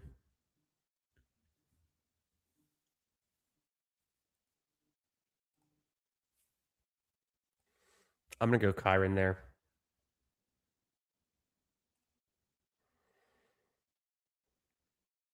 He doesn't have like the unlimited ceiling that we see with some of the other running backs, but the floor is really good and the ceiling is there. The touchdowns are there consistently year over year. I don't think Corum eats into Kyron too much. He really didn't last year. Corum's biggest game, I think it was against Arizona, or maybe it was Atlanta, but whatever week it was a week where Kyron already ate so much they were just bleeding the clock out and running away, literally running away with the game. And so Kyron played enough snaps in the first half and then kind of sat it out. And then Corum comes in and also smashes. They both smashed that week. So it's not like Corum's taking his job. He's a breather back. He's splitting the work. Corum's good enough. Kyron's still the top dog there in my mind. So 3 years in a row of double-digit touchdowns, hard to deny, on one of the best teams. I'll take Kyron there. McBride falls to pick 32. Good value for the Monroe team. Can't hate on that.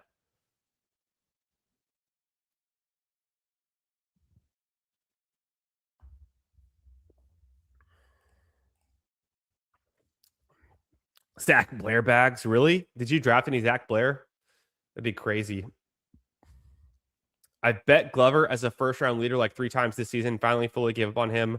Damn, that's how it is though. There's nothing harder than betting on golf, especially things like first round leaders, outright winners, even top 5, top 10. It's practically impossible,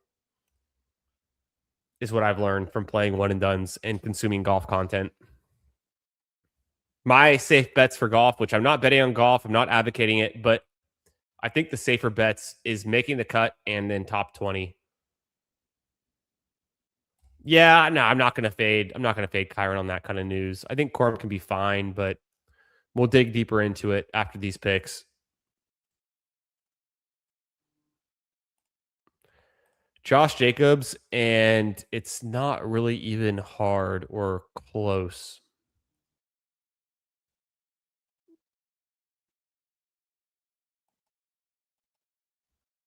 But then I do kind of bump up these receivers. I knew Scotty would go anyways, but I do kind of bump up these receivers. I could also go Colston Loveland. I like these running backs. I don't know who I would pull up receiver wise if all 3 of these receivers get drafted. So let's hope that one of them comes back. But I might be taking a 4th running back just to get the best value off the board, honestly. With Corum, he's not terrible.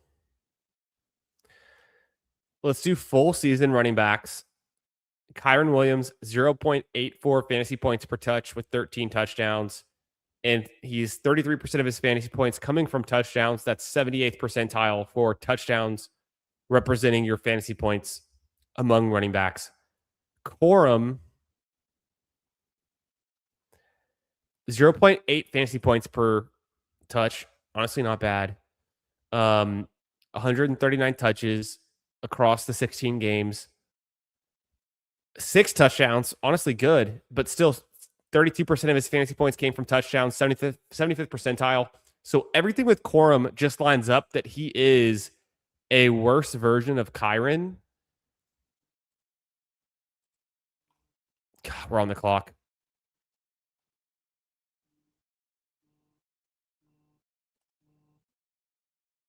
I'll go Swift. I could have taken Bucky. I could have taken Tootin. I'm going to go Swift there. Really robust running back. I like the Swift value. Swift was great last season. All of that to say, Corum's just kind of like a worse version of Kyron. And I don't see them like changing the tune and shifting the workload from 2/3 Kyron and 1/3 Corum to like the opposite of that. Kyron's had 1,450 total yards last season. He was averaging 91 yards per game. That's pretty good. Corum, let's look at the second half for Corum because people think that was like when he was better. I missed him. He's way up here. Where's Corum? Corum, the second half of last season, he still had a nice spike week. Averaged 56 total yards per game, so not bad. And the yards per touch was pretty good too. 5.4 yards per touch. Kyron's like 5.3, but much higher sample size. Corum got 94 touches. Kyron had 153 through the last, weeks 9 through 17. Like Corum's not bad. I think he's a little bit overpriced, but you're paying up for a good team and you're paying up for the touchdowns. I don't think Kyron gets unseated. He has been trusted by that coaching staff for years, and he is a dominant, touchdown scorer. It's kind of my case for sticking with Kyron. Per ADP Burden. Yeah, could have gone Burden there. Oh, the most atrocious pick. Charles says per ADP Burden. I don't know. I can make a pretty good case for Burden. We'll dive into that after this pick. I can make a pretty good case for Burden. His fantasy points per weighted opportunity is second only to Puka's last season. So give the man more opportunity. We should see him smash. Again, I'm going to go Marvin Harrison. I don't need any of these QBs here. And I need the wide receiver.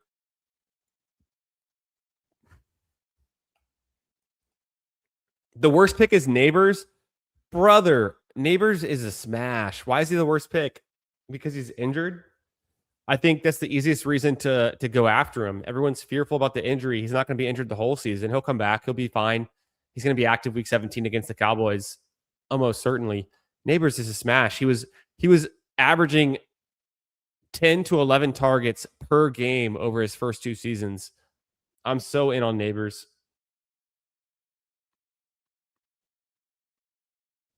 No, I didn't see the video. That sounds great though. That sounds hilarious. I need to check that out. Tag me on Twitter. I know. Get on Twitter and then tag me on it. So why is Luther Burden not the worst pick? I have the analysis somewhere. I don't know if it's in here. I don't think it's in here. I think it's in another sheet. Either way, it's in the other Google sheet, but per weighted opportunity, Luther Burden's actually pretty good for fantasy points. And so I think we just see him get more opportunity with DJ Moore gone. It's a good offense. All of the above. I could easily go Cortland Sutton or Alec Pierce. I kind of want to reach for Sutton on this one because I had Alec Pierce last time. I'm getting some wide receiver or some running back fallers to me, but I need wide receiver. I'm not trying to force it in. I think Sutton's actually fine as a wide receiver 3, and it's not like I'm reaching in this range. I think the Broncos are just good. The problem with Sutton is, though, at the end of last season, he was only averaging like 4 receptions per game. Bringing in Waddle for some target competition is not great. And so I think it could get worse for Sutton, but it can't get much worse because it would be really bad if he was averaging less than those 4 receptions per game. I'm hopeful that the Waddle targets come from the Franklin and Bryant side of the equation, I guess. The most atrocious picks, Jared says Tyson and Scat are such disgusting picks. I think Tyson's fine. He's a rookie. He's a little bit expensive. He's in the Saints. That could be a good Kellen Moore, offense. It could be fine. Scattaboo was really good last season when healthy. Really, really good. It's just that he's hurt. If he's hurt, he's a bad pick, but can he get healthy? Can he play good again? So, I mean, I can make the case on both sides of it, but I understand your fear of Scattaboo because of the injury and kind of the doubt on Tyson because he's a rookie. So it makes sense to me. How we doing, Jared? Hope you're having a good Thursday night, brother. Looking forward to some 4th of July weekend. I'm definitely looking forward to my weekend. Thanks for being here. Everyone was fearful of CMC last year, and it gave me a CMC JT team that smashed. That's what I like to hear. Yeah, that's pretty sick. Yo, what's up, Zach? How we doing, brother? Because he helped me win Best Ball Mania last year. Who helped you win Best Ball Mania last year? I missed it. I missed the comment. Let me know. I must have said the name. Who helped you win Best Ball Mania last year?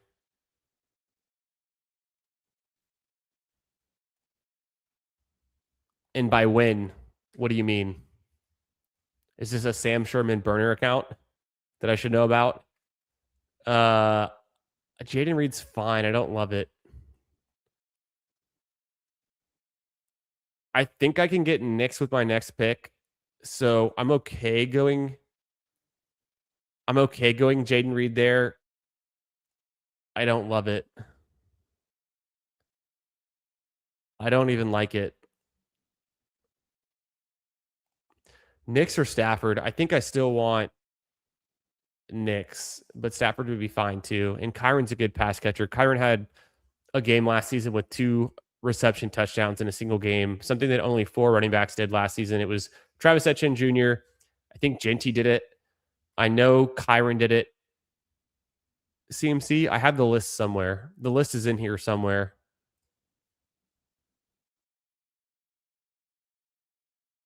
Is it among the running backs?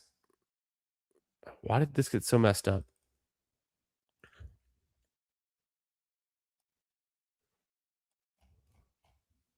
Not that one. Was it this one?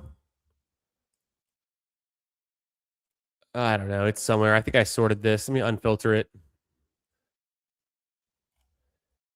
Last year, running backs with 2 receiving touchdowns in the same game: Genty, Chase Brown, McCaffrey, Kyron, and Gainwell. So it wasn't ETN. ETN had a game with 3 receiving touchdowns. My bad. On the clock, Bo Nix is still there. I think that's the easy click. I'll go some Bo Nix. Let's see if Stafford comes back around. I don't think he will, but I would like that to happen. Dart was there. Sometimes Dart falls, but Dart doesn't fall back to the neighbor's drafter range often. So it's whatever. Is the QB pocket. Get the QB that makes the most sense with your team. Stack them up. I mean, Dart continues to fall. Maybe I'm wrong. I got Dart, at pick 86 in the last draft. Holy smokes. Is Dart going to fall to pick 108? What are you guys doing?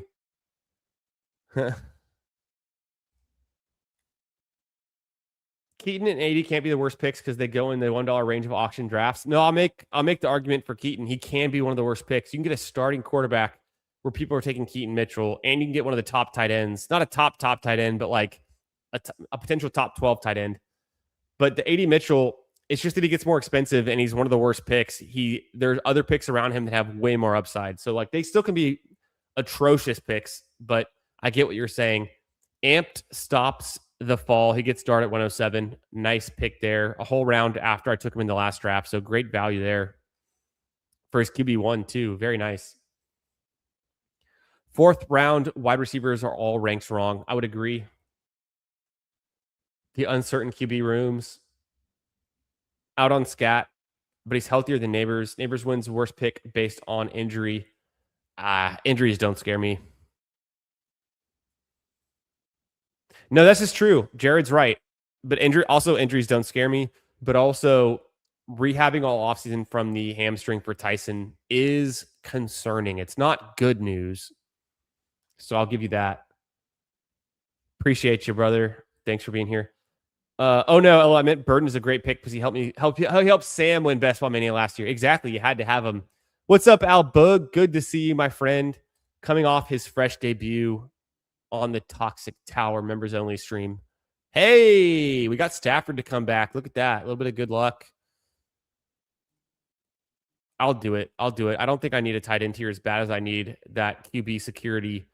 And now I have a great QB room, an impressive running back room, a good enough wide receiver room. Can we land something? Love was there too. We'll see. If Love comes back around for cheap. Kelsey's okay. I don't hate Andrews. Ferguson's good. Dallas Goedert's fine. I'm kind of queuing up some tight ends. I don't really need a running back, but if one falls in my lap, like who would I like? I don't even know. Probably just take someone later for some upside. Wide receiver, it's got to be like Diggs, Hunter, Omar, Coker, Shaheed. Would all make sense. Let's just see who comes back around.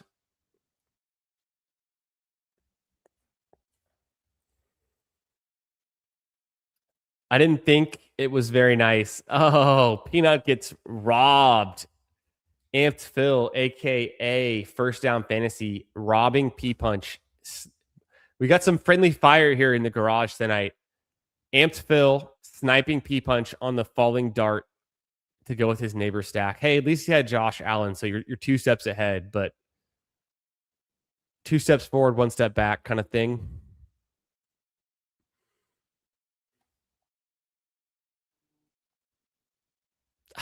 Mark Andrews, is he good? Is it worth it? Should I go Diggs? I think I can just push tight end at this rate. Pick 140. What's the difference? We're taking Diggs. I also could have taken Shaheed and like double stacked my Seahawks so that I could come back and get a Sam Darnold pick. Would have been kind of fun. I have Matthew Stafford, same bye week, but not too worried about it. I'm pushing tight end. At this rate, tight ends don't matter. Let everyone like make their pick at tight end. There's a few teams who don't have a tight end. When I say a few, I mean literally two. Me and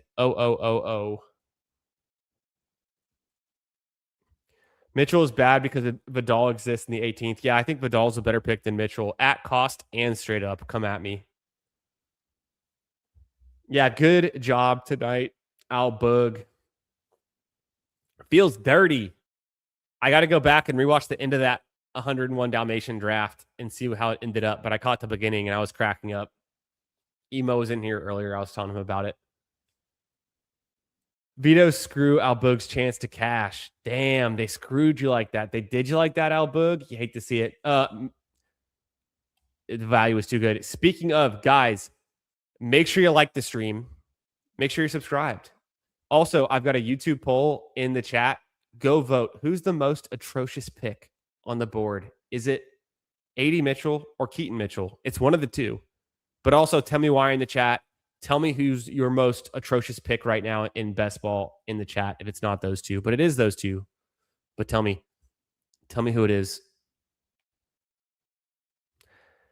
I think Travis Hunter gives me some nice upside. I think Omar Cooper also does. I'm trying to think why I would take one or the other.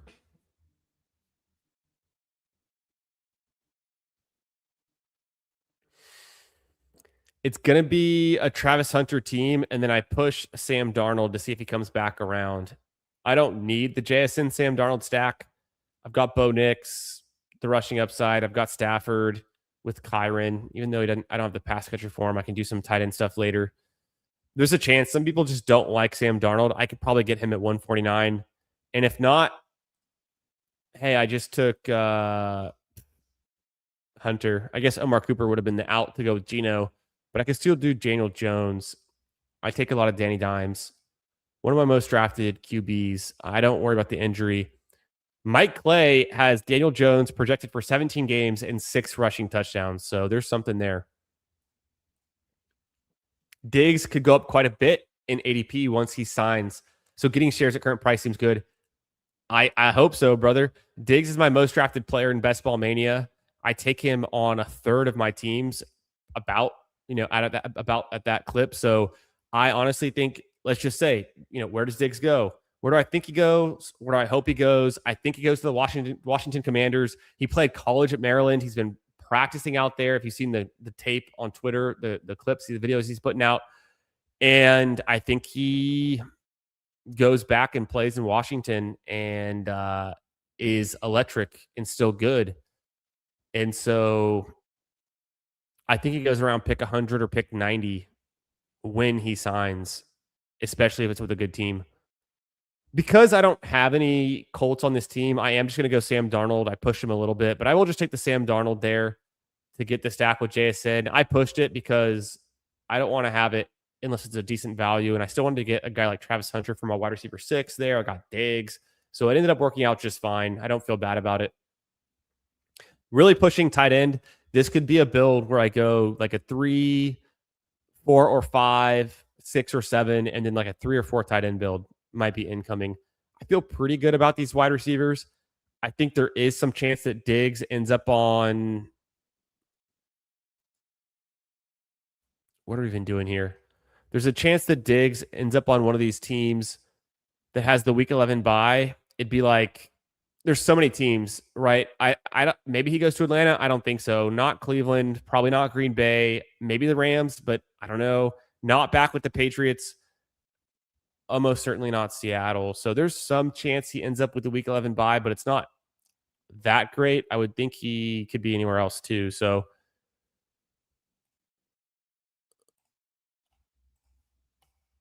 I guess as long as Diggs doesn't have the week 11 bye, and even if he did, I'd still have one, two, three receivers there if I stopped with six.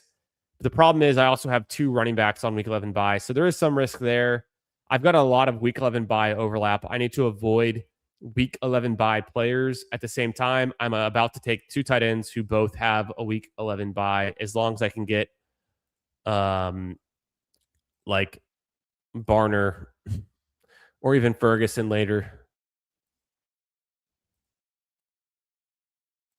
We'll see. What can we get into? Also, for my playoffs, I've got Rams, Tampa Bay, Seattle, Dallas. I've got Seahawks, Philly, Rams, Carolina, and then I had Broncos, Raiders, Buffalo, New England. So not the some interesting matchups, not the best matchups. I like the Tajay Spears pick, but not enough to do it before my first tight end. But if he's there on the way back, I think Charbonnet could work for this team. He also has the week 11 bye, and he goes. Not the end of the world. Probably not the best pick here.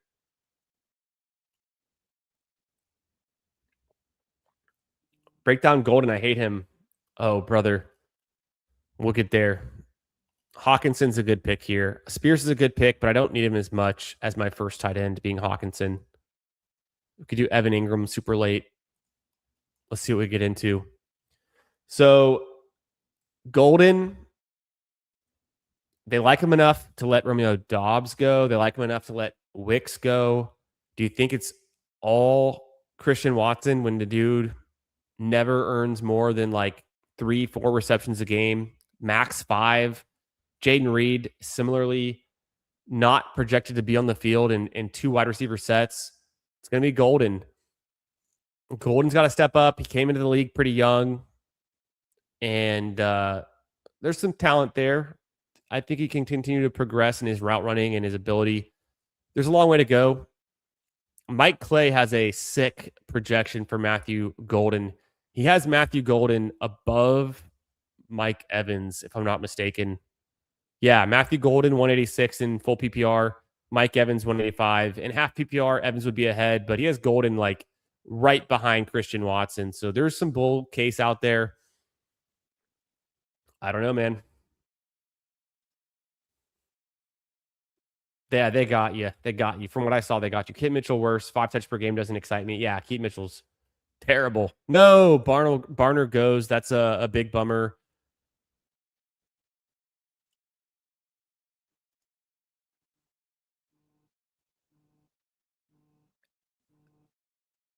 I'm fine just to go Brian Robinson there. Fuck, he had a week 11 bye too. I didn't even catch that. Whatever. I said no more week 11 buys, then I do it again. Week 11, we'll just have to have Achane and Swift carry, and then we'll see. Cursed. I kind of wanted to push it and go for some later guys, but at the same time, I think Brian Robinson's an okay value. Has some standalone value, vulturing touchdowns, short yardage work, contention upside for sure.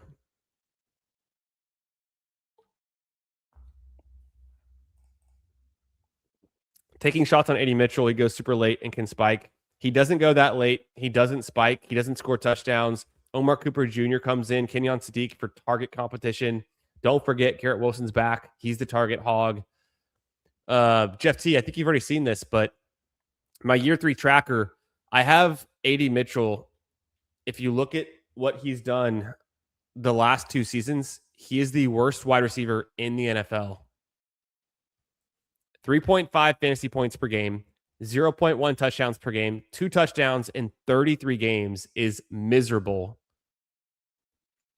The receiving yards per game is 23. The receptions per game is 1.7. There's nothing good here. The yards per reception is okay. The air yards is okay, but they're not converting. The dude's a bonehead. He dropped a touchdown on the 1 yard line for the Colts, and they cut him because of it. AD Mitchell got to be one of the worst picks on the board. You can get Jerry Jeudy in this range, upside picks with like Zachariah Branch. You can get Calvin Ridley in this range. Much better pick than AD Mitchell. I probably should have waited there. I could go ahead and pull up Fryermuth or T Ferg for the stack. I'm okay trying to go Fryermuth. If I take my wide receiver, it's my last one. It would have been like Ridley.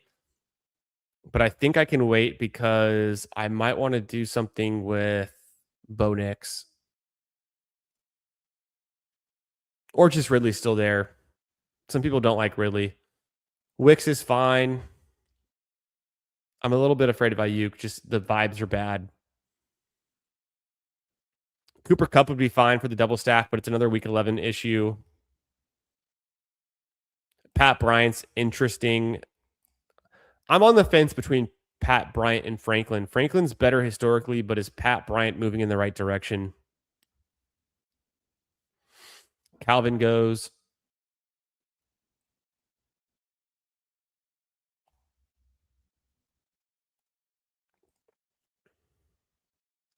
Who else would I even like at wide receiver? Not much. Oh, Horton. But then again, week 11 bye is another issue. And once they signed Shaheed, the Horton thing kind of soured a little bit. Surratt exists. Knoll is a real player. Keon Coleman's not the worst.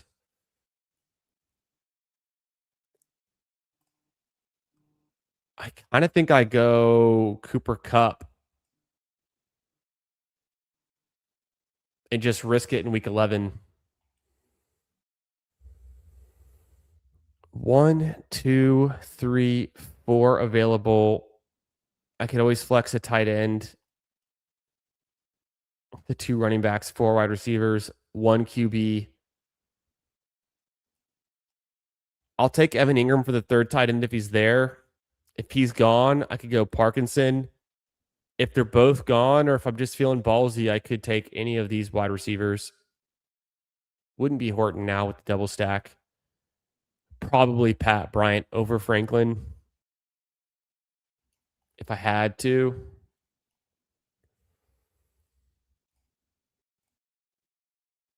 Will Mason Taylor do anything this year? I don't know. It's a good question. I mean, he's a legit player from LSU. I think Kenyon Sadiq, though, is interesting. I really like Kenyon Sadiq. So I'm taking a good amount of Kenyon Sadiq where he's going in his range. And that makes me kind of fade Mason Taylor. Yeah, AD Mitchell, I get it if like you're drafting strictly on vibes and you kind of just like the guy. But literally the vibes couldn't be worse in every sense. So like I'm kind of confused how everyone's like brainwashed into why AD Mitchell might be good. I've heard everyone say it. I've heard Herzig say it. I've heard Levitan say it. I've heard Davis, Maddox say it. I've heard everyone talk about AD Mitchell in some good light. I have no idea what people are seeing in him because I'm an AD Mitchell fan. I'm a homer. He's a Longhorn. I've seen him play in real person. I've seen every college game he played for Texas. You know, I know he was good in college. He's not good in the NFL. The Colts didn't even want him to stick around after they spent all that draft capital on him. Who's better, Evan Ingram or Parkinson?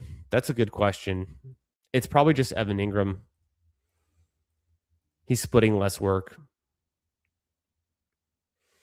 Kind of regret going Brian Robinson. I wish I would have taken that pick back. Maybe gone. Barner was gone was the issue. Maybe gone Bernard or Judy to some extent. And then instead of Cup, I could have taken Braylon Allen or Blue.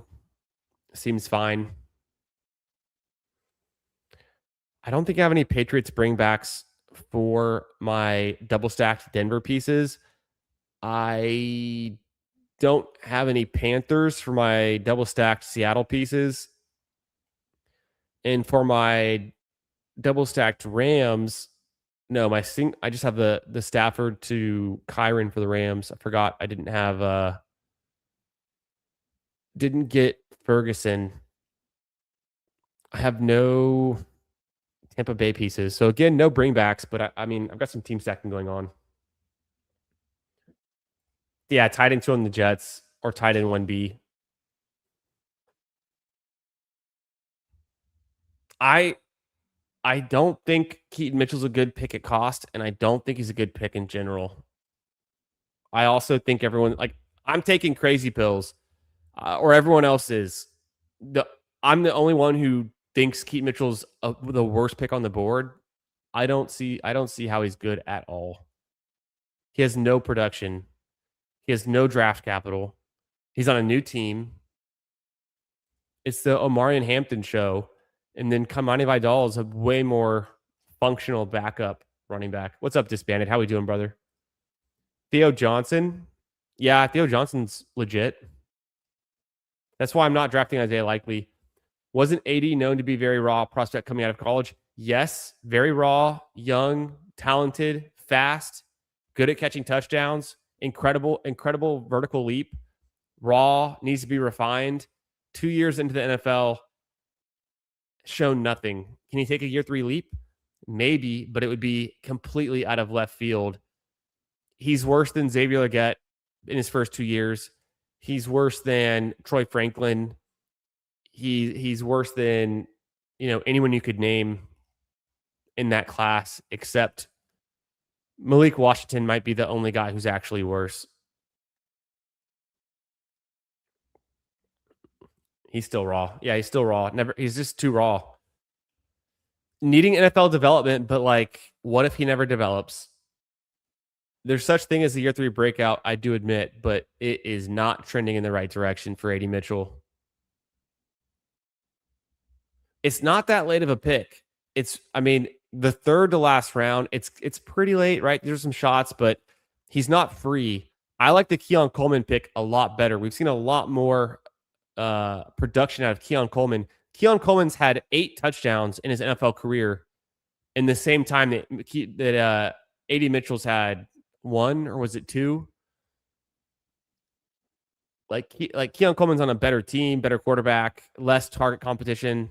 Actually, Omar Cooper Jr. I think is the preferred pick. Him and Kenyon Sadiq are my like way preferred pick, and I love Garrett Wilson too on the Jets. How many players do you want to? So think about this: the Bengals are one of the best teams, one of the best offenses for fantasy. Not the best team, but one of the best offenses for fantasy. One of the best QB situations. How many players can they support for fantasy at a high level? Jamar Chase, T. Higgins, Chase Brown, maybe Gesicki, right? 3 pass catchers, 3.5 pass catchers, running backs in there, tight ends in there. You think Geno Smith is going to support Garrett Wilson, Brees Hall, AD Mitchell over Omar Cooper and Kenyon Sadiq? Like, it just doesn't line up for me. Like, there's just not enough there.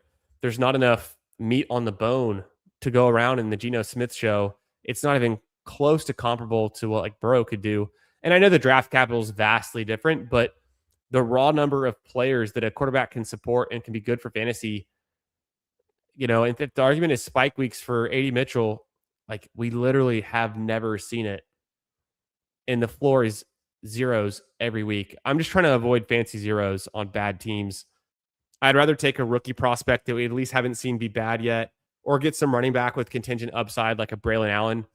Braylon Allen's a better pick than AD Mitchell. Different position, but Cooper Kupp. I took him here. I don't love Cooper Kupp, but the dude is like a Super Bowl MVP and is either the second or third target on his team already. Like, doesn't have to prove it. He just is. Maybe Shaheed takes some more of those targets. Obviously, Barner exists, but he's still the tight end. And obviously, Jason with like a 31% target share, one of the biggest target shares of anyone. But just thinking of it, like what teams can support multiple fantasy assets in 2026? If the Jets are on that list, it's a big if. And then what point in the pecking order is AD Mitchell? I've thought a lot about it. Yeah, I've followed AD Mitchell since he transferred from Georgia to Texas. He's missing a lot. He's super talented, but he's not playing against accountants and car salesmen anymore in college. He's playing against NFL talent, and he just doesn't have it. What's up, Putt Daddy? Yeah, Alec Pierce, still very good. Kriot says not drafting likely, who has a path to being target number 2 and is on a 3-year, 40 million contract. Castillo has a 9x RAS. Seems like horrible process. I'm not drafting likely because he's just not that good. He was never good on the Ravens. He was always a backup. He goes to the Giants, worse situation, worse quarterback, less passing to go around. I mean, tight ends get paid for no reason. We saw what's his name, Josh Oliver get paid 18 million, or was it 28 million, whatever it was. It was multiple millions for a 3 or 2-year contract. Tight ends get paid all the time for no reason. Isaiah Likely's never been good. He's vibes okay good. Oh, if he only got his toes in, he would have caught that touchdown against the Chiefs. He was playing for the Ravens. He was never that good. He was never good for fantasy. I don't draft any Isaiah Likely. I drafting Isaiah Likely over Mark Andrews is, to me, insanity. It's never worked before, but maybe it'll work in 2026. Goddard after Isaiah Likely, complete insanity. I prefer Brenton Strange, not even at cost, just him, Hunter Henry, Dalton Schultz, Hawkinson, all of them straight up over Isaiah Likely, and it's not even close. Has nothing to do with Theo Johnson for me. I do like Theo Johnson, though.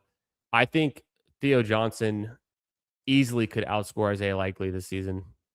It's just touchdowns. It comes down to touchdowns. There's Likely's never been good. I don't see why he would be good all of a sudden on a new team. Listoic says 80 straight up better talent than Omar Cooper and will play over him. We'll find out. We'll find out. 80's been the least efficient wide receiver in the NFL.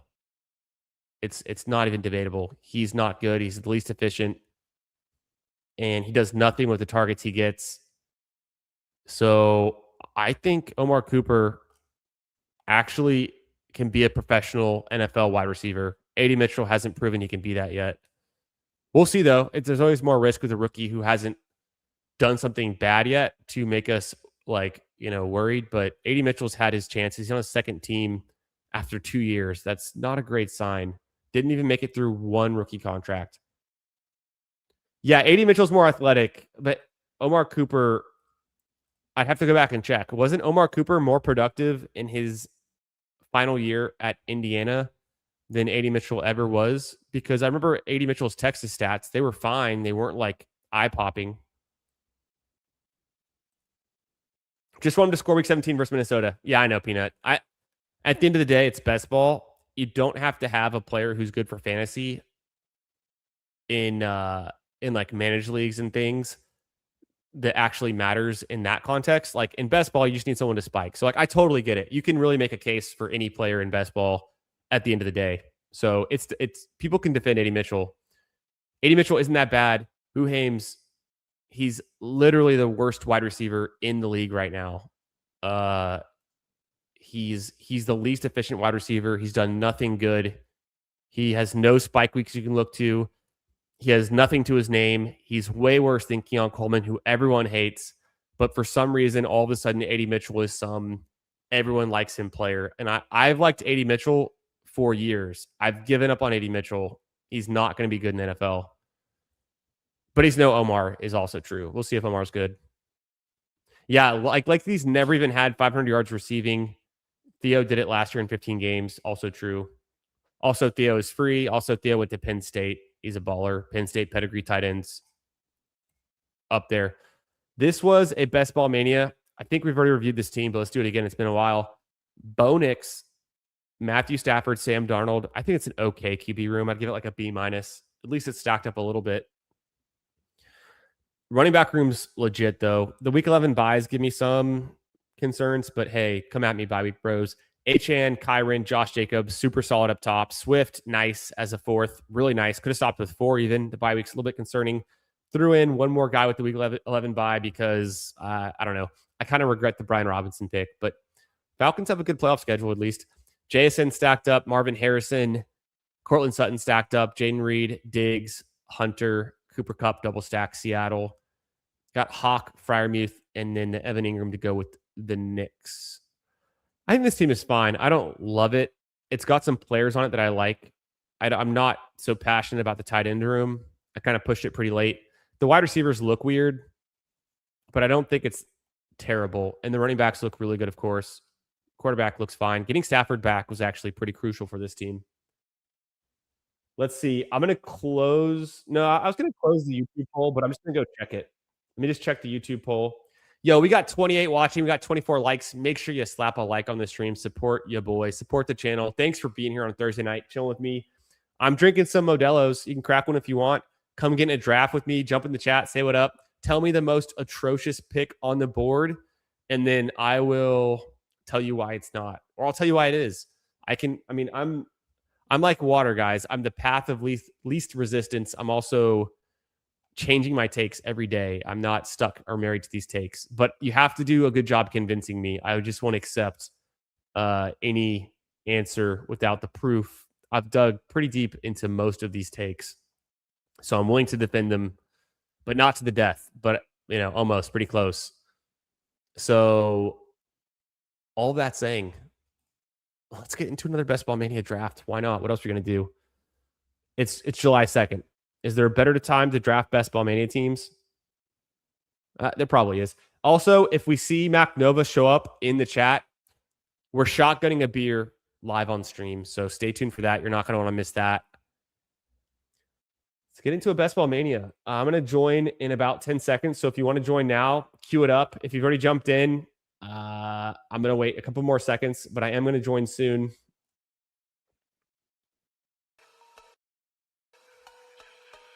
All right, I'm jumping in now on my phone. A Best Ball Mania draft. Draft. One more to start. We'll go pretty quickly. Also, before this one starts, see if I can make any of these draft picks in my little Dalmatians. 2 more to start for the Best Ball Mania. This is one of my Dalmatians, a JT Achane Olave Burden 5th round pick. I like the running backs that I'm expecting to be available here. Yeah, Swift, Travion, Judkins, Bucky, all good picks. Decent wide receivers, but let's push the next wide receiver 3 into round 7 at pick 68. And let's go running back here, RB3. I could team stack the Bears. That seems kind of smart. I don't mind the Bears playoff schedule. Waiting on one more to start a Best Ball Mania 7. This is my slow draft. Little Dalmatian that I'm making a pick in. Swift or Irving or Henderson. With Swift, the floor is just so good. The ceiling's not bad either.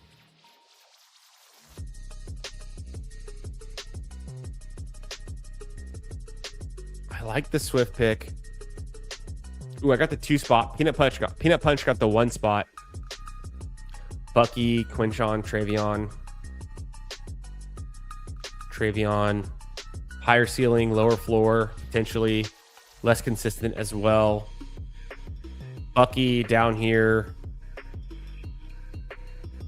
Judkins down here. Let's just go Swift. Don't overthink it. Team stack the Bears. Fun. Back in this active Best Ball Mania draft. Here we go. Starting in 10 seconds. Perfect timing. Thanks for being here, guys. Happy 4th of July weekend. Holy smokes. This room looks sharp. We got P-Punch in the 1. I'm in the 2. We got David Lutomsky in the 7 spot. Shout out. If you're also in here with me, let me know. where you're at. Obviously, Gibbs goes. We'll do some Bijan. Let's get some Bijan teams going. Shout out to my Longhorn, Bijan Robinson, my brother.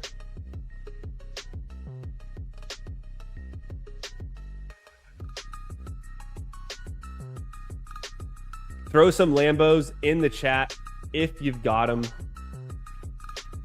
We're celebrating. It's 4th of July weekend. I'm going to throw out some blue and white Lambos. I don't have a red Lambo. I need to get a red Lambo emote. We need to get a Stephon Diggs emote. What else? What else? We need to get some shades. We need to get a shades on emote. Also, let's see. I'm going to send 5 gifted memberships into the chat right now. Appreciate y'all watching. Appreciate y'all being here. Become a member. Get the emotes. Get access to my data models, my Google Sheets. 5 gifted from me to you into the chat. Boom. David, Jamie. Who else we got? Big Bando. Insidious Kid. A-Rod.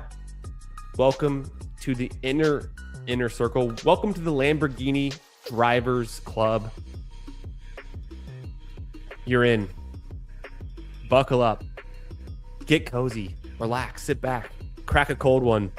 It's 4th of July weekend. Pop off some fireworks if it's legal in your state. I keep learning, like, fireworks aren't legal in Colorado or Utah. How lame. Definitely not legal in California. Here in Texas, there's a fireworks stand every 10 feet. In my county, fireworks are technically illegal. Or no, in Travis County, just south of me. In my county, I think they're legal. I don't know. I see fireworks stands on the side of the road, but you have to have like a permit to do like a fireworks show. I will be going to a fireworks show on the lake with the fam over the weekend. I don't personally like touching fireworks because I like my fingers. Shout out to what's his name? Guys, the defensive lineman for the Giants that blew off his hand. Why is it escaping me right now? Who am I thinking of? Who am I thinking of right now? Also, I'm on the clock.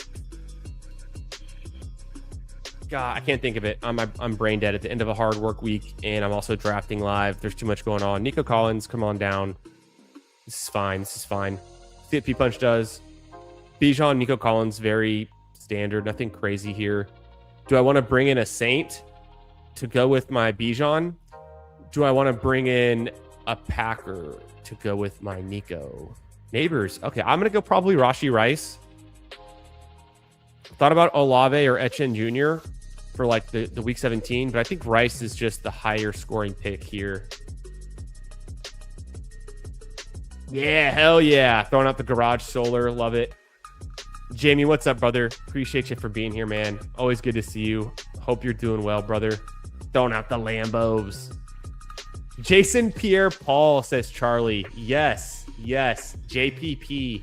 Gosh, it's that thing where it's like you can only keep so many names in your head at one time. I'm just losing information every day. Every day that goes on, just another name just out of my head. I couldn't, earlier we were talking about our favorite pizza places. I couldn't even remember the name of my favorite pizza place in college that I ate at once or twice a week, right off campus. It was like Firehouse Pizza or something. It's still in my phone. It's still in my phone. I have the contact in my phone. I can look it up because I Googled it. It doesn't exist there anymore, so I couldn't find it on Google. If I go to my contacts, maybe I deleted it, but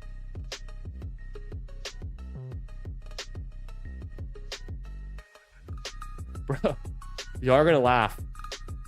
It's called Austin Pizza. No shit. It's just called Austin Pizza. Austin Pizza. It was formed by firefighters who cooked pizza in their between times, and they opened up a shop on the drag on Guadalupe Street, right across from campus, right across from the UT campus. It's called Austin Pizza. I was like, Firefighter pizza, fireman pizza didn't sound right. I was like, why am I thinking that? Firehouse pizza, it didn't sound right. I had the lore, but I didn't have the name. It was just Austin Pizza. And I think it still exists, but they move locations and will never be the same. Had the best pepperoni rolls, had the best white pizza. It would always burn your mouth, but it was, you'd show up to a PM class coming out of lunch and you had some pepperoni rolls in a bag in your backpack. Everyone turns and looks because it smells so damn good. And they're just like, bro, how dare you come into this place of education? We're all trying to focus. We're all caffeined out of our minds. We're all starving for pizza. And you show up with a pizza you're not even going to share. That's like, I was that guy. I'm like, sorry, I'm hungry. I got to eat. I'd stay on campus for 12, 15 hours at a time doing insane studying periods where I would just consume Chick-fil-A, pizza, Wendy's, whatever was on campus, convenient.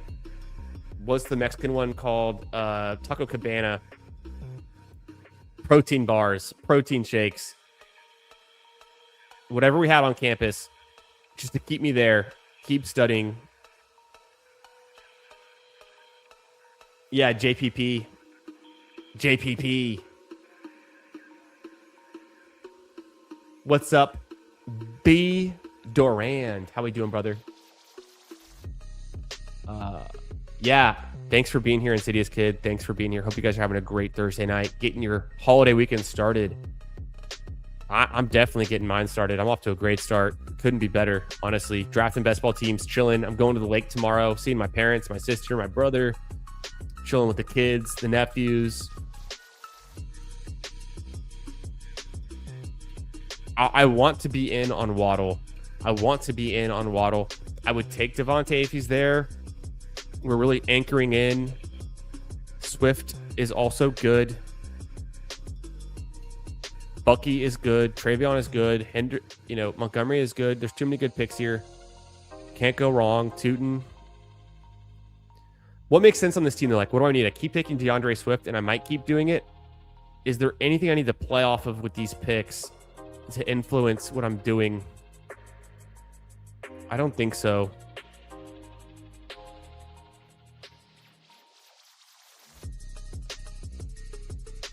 I could get crazy and just like take Tootin. I'm gonna go ahead and take Swift and just be fine with it. So through my first 5 picks in this Best Ball Mania 7 draft, I've got Bijan Robinson, DeAndre Swift at running back, Nico Collins, Rashee Rice, Jalen Waddle. I hate the playoff schedule for the Denver Broncos. They get the Raiders, which is good.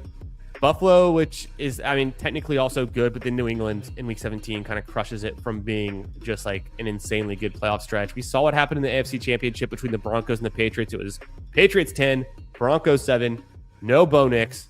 Terrible game. Defenses were all over the place. Maybe it gets better.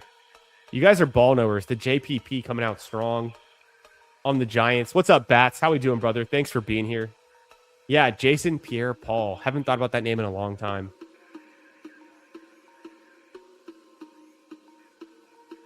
Yeah, I feel that. David.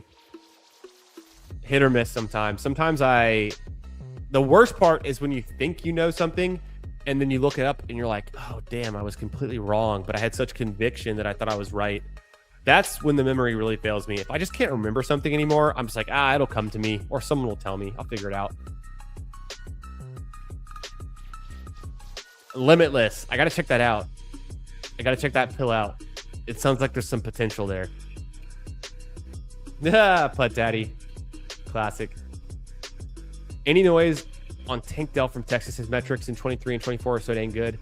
I'm hopeful. The injury was pretty catastrophic. I think he can be a depth piece. I think I want to see it to believe it. I've drafted more than 0 Tank Dell, but I'm not like jumping at the chance to draft him. There's still the depth, obviously, behind like Higgins and Schultz. And then you have like Noel coming on. Hutchinson still exists. I think Tank Dell might have been what could have been. And we've just kind of like that ship has sailed to some extent. But I'll take a few Tank Dells. But I think, yeah, it's crazy how we were drafting him in 2024. 3rd round Tank Dell. The hype was real. Oh, I really wanted to go. I wanted to go Jalen Hurts so bad there.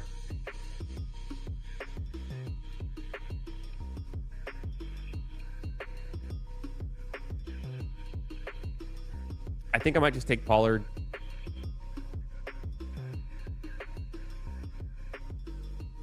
Either way. Pollard, Stevenson, same tier for me. Jalen Warren. I don't really take Chuba Hubbard. Maybe I should take some, but we'll see. I'm kind of cool with whatever picks come back around. I wanted Hurts the most. Marvin Harrison I could have taken, but I drafted him in each of the last 2 drafts, so I'll let P-Punch get him with a nice value there.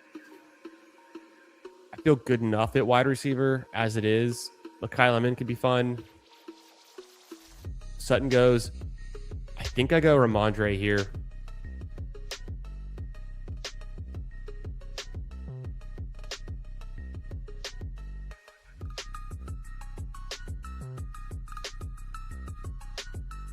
Yeah.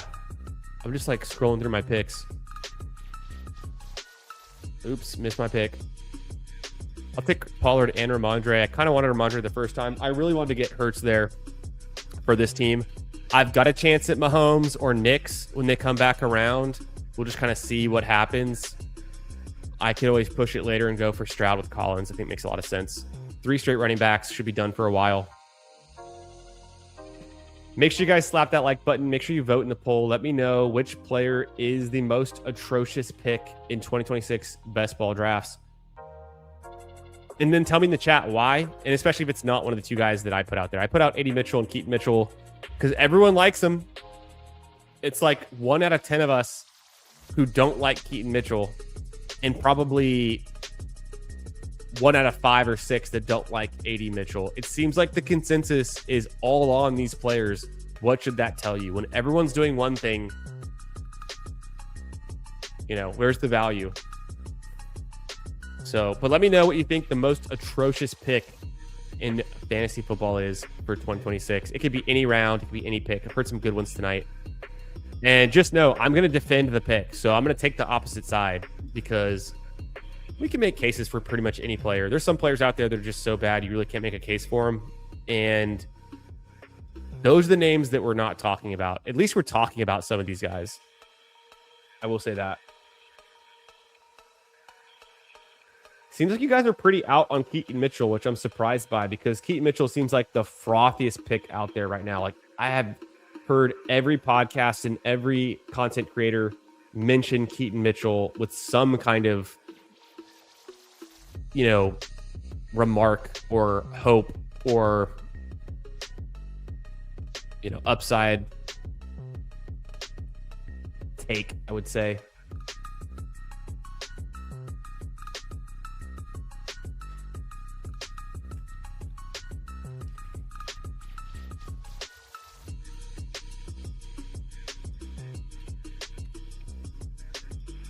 Let's see.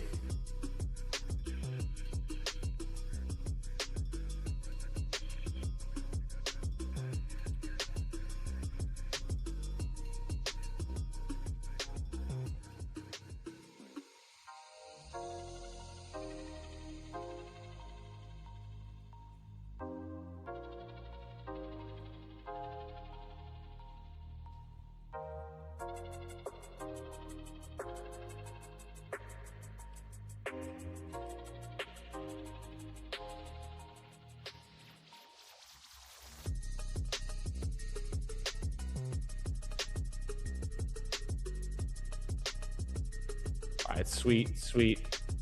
Just tweeting some stuff out. Catching out with my DMs. Let me catch up with y'all. Pats Broncos was a blizzard, to be fair. True. I mean, week 17, it could be pretty bad again, though, right?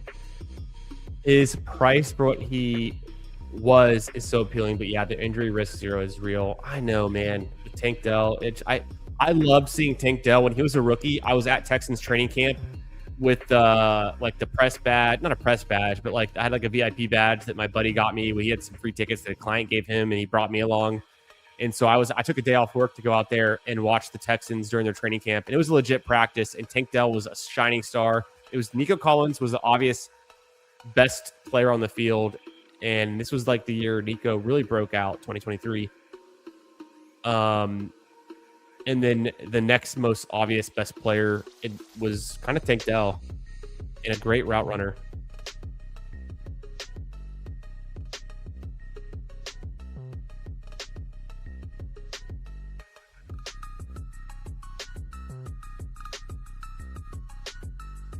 So I was a big fan of Dell. I hope the best for him.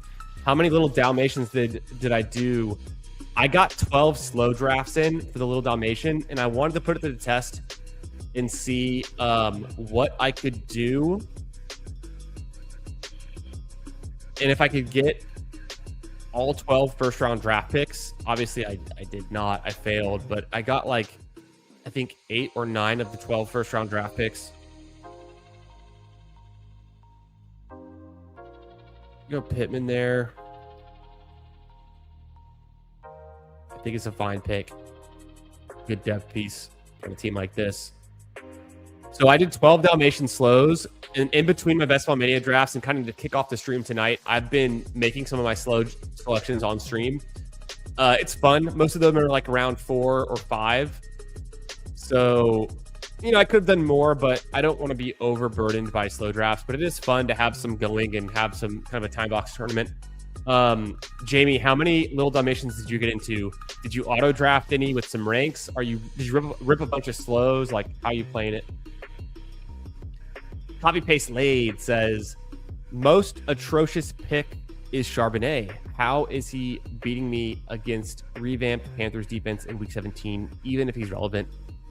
Yeah, Charbonnet was pretty good last year. Arguably better than Ken Walker until the playoffs, until Charbonnet got injured. Charbonnet has the faith of the coaching staff. They're optimistic that when he returns, he'll be still kind of like their workhorse lead back, or at least their 1A. But yeah, they did draft Jarian Price. There's some headwinds there. They bring in Emmanuel Wilson, who is a legit backup running back. So the week 17 against the Panthers is somewhat tough. I mean, the Panthers defense projects to be a middle of the road defense. It's revamped, and Seattle's on the road, but I don't think it's the toughest defense that Seattle plays. Seattle actually plays the Rams, the number 1 defense in week 16, and the Eagles, the number 4 ranked defense in week 15. So the Seattle playoff stretch is really bad. So that is kind of something going against Charbonnet. Charbonnet is a tough click. I've done it more than 0 times. I think I've taken him once, and it's on teams where I really don't need another running back, and it's just kind of upside. But I do think that it's kind of tough. Ayuk, that's a hard one for me to argue for. I think the vibes are weird for Ayuk. I don't know where he ends up. He seems like he wants to go to Washington. I think Diggs goes to Washington. So what do they need Ayuk for? I don't know where Ayuk plays. It's kind of weird. And he burned his bridges with San Francisco, which is never good. So that one's kind of strange. Yeah, Ayuk seems like the most atrocious pick, which is weird because he was such a prolific rookie and then second-year player, and he had his breakout. I remember in my home league, we were doing our auction draft, and I wanted Ayuk, and I threw him out at the end of the auction, his rookie season many years ago, for a $1 bid. I only had, my max bid was $1, and one of the guys in our league, Daniel, he bids $2 because he can. He uses his last $2 bid to get Ayuk, and I was like, oh, damn, you got Ayuk right up from under me. And he goes, I don't even know who Ayuk is, but the fact that you were so interested in him made me want to bid on him. And I was like, you son of a bitch. What a dick. QBs I don't like here.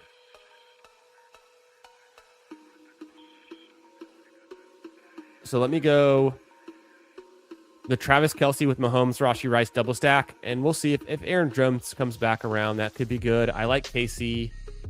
I don't really need the running back there, though. My running back room is so good, but it would have been the nice, like, final RB to take. I feel like I do need wide receiver, so that probably saves me a little bit. I like KC. I don't mind taking Shakir. I take Diggs all the time, but let's try to push him a little bit. We always take him early. My other stacking partners are going to be some late QB options. I could do Higgins and then double stack the Texans. That's kind of fun, and maybe it's the play, but I think I like KC a bit more.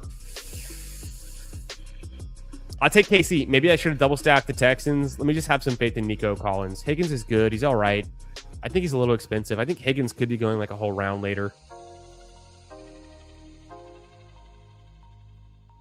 Can anyone tout Ayuk's upside case? I don't know that I can do it.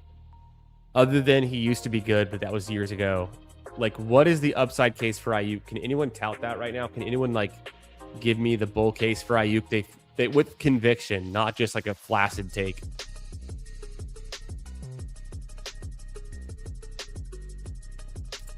Prices on the injured guys, Dell, Sharps, Ayuk, are so tantalizing because of their past production versus the cheap 26 price. I've been sprinkling them in, but need to pull back. I don't think it's wrong to sprinkle some in on these injured guys, though. Like, I'm taking Neighbors. I like the Neighbors pick. I'm taking Scatterboo now. I haven't taken him a bunch because I have him in the same tier as the other running backs that go in round 4 and 5. And so I need to mix him in a little bit more, but I'm consciously still taking those other guys who are fully healthy ahead of him. Who else is like super injured? Mahomes, Knicks. I'm drafting a bunch of them. I don't like they're injured. So what? Quinshon Judkins. I'm drafting just less of him because he's on the Browns more than anything, but he does get a lot of touches and he is a for sure talented workhorse back on an NFL team. So Blake Corum workout got me on board in a big way. Yeah, I saw that workout. That's like the epitome of the what these guys can do in gym shorts that gets you excited, which is pretty funny. We dove into it a little bit early on stream. I don't know if you were here for that, David, but I'm super bullish on Kyron. I think the workload's still his, call it 2/3 split to Kyron over Corum. I think Corum's good. He's good replacement level, good contingent upside for Kyron. I don't know what it would take for that coaching staff who has all of the faith in Kyron Williams to turn over the reins to Corum when Kyron and Corum, like, it's not like Corum's better than Kyron. He's definitely not better. He's as good. He's comparable.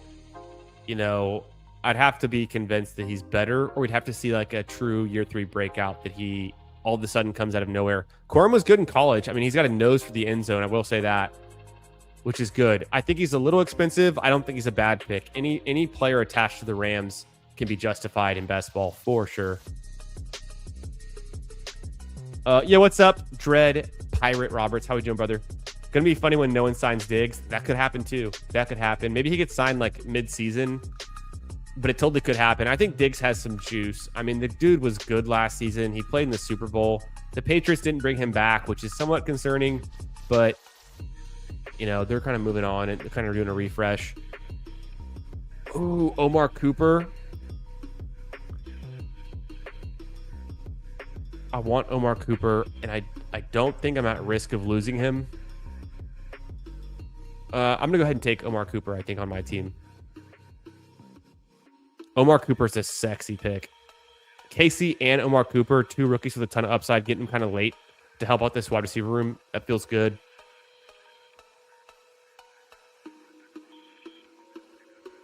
Gives me an out with like Aaron Rodgers or Geno later on if I wanted to.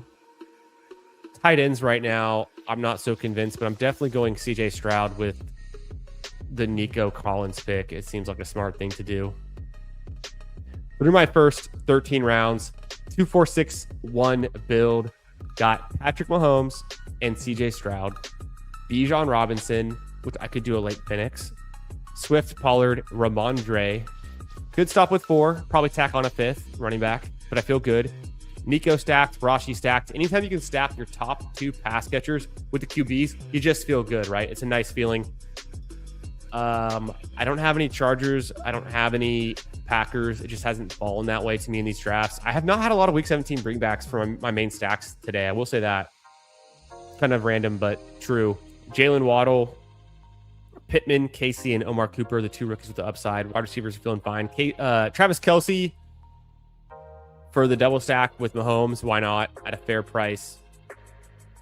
We'll get some more late tight ends later. The one thing I haven't done tonight, I haven't done any like early or even elite tight ends.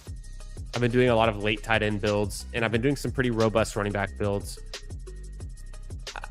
And I went 3 straight receivers here. So like this is the most receiver heavy draft I've had all night. Then I went 3 straight running backs. Funny how that works. Probably not the best thing to go like 3 and 3. It's not as balanced, but who knows what can work. I don't have anything against that. I think it just kind of looks funny that you wouldn't go like 2-2 or 1-2, 1-2 or 1-1-1, like switching different positions across 6 picks just to go 3 and 3 and block like that. It seems a little bit bad, but not from like any other reason than it's a little bit lopsided one way or the other. I like the pockets though. On this side of the board, especially, like the wide receivers are better than the running back picks a lot of the time in rounds 2, 3, and 4 on this side. And then the running backs are the better picks in rounds 5, 6, and 7.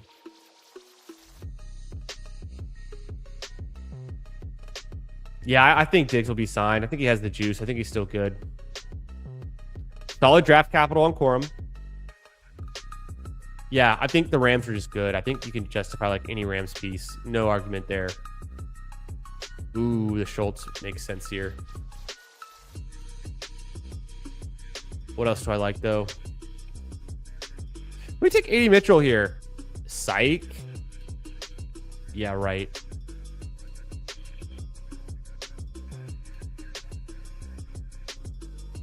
Dalton Schultz seems good. Stack him up. Could do Aaron Rodgers with the Pittman. Doesn't seem terrible.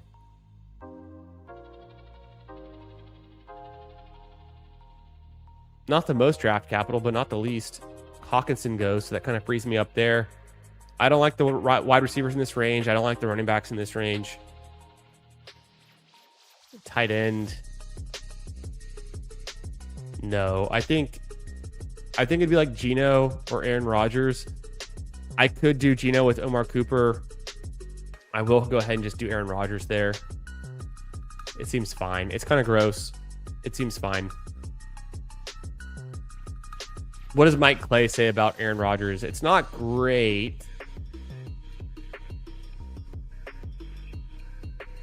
You know, 218 fantasy points, 569 attempts, under 3,800 yards, about 20 touchdowns. Maybe he gets a rushing touchdown. So kind of on par with Geno Smith. Cam Ward, somehow worse than Cam Ward. Maybe it's the rushing touchdown. It definitely is. And the rushing yards. Somehow a little bit worse than Geno. I guess it's the rushing that Geno gives. It's not even that much better, though. That'd be like 10 points. The rest of it comes from slightly more yards. He has more interceptions, though, for Geno. Interesting stuff, though. He's got Stroud for only 21 touchdowns. I think that's fair. He has Mahomes for 26 touchdowns. That seems a little low. I'd put Mahomes over under touchdowns for Mahomes. I mean, given he has Mahomes playing all 17 games, I honestly think the over under for touchdowns for Mahomes in the regular season 17 games should be 29.5. Am I right or am I wrong?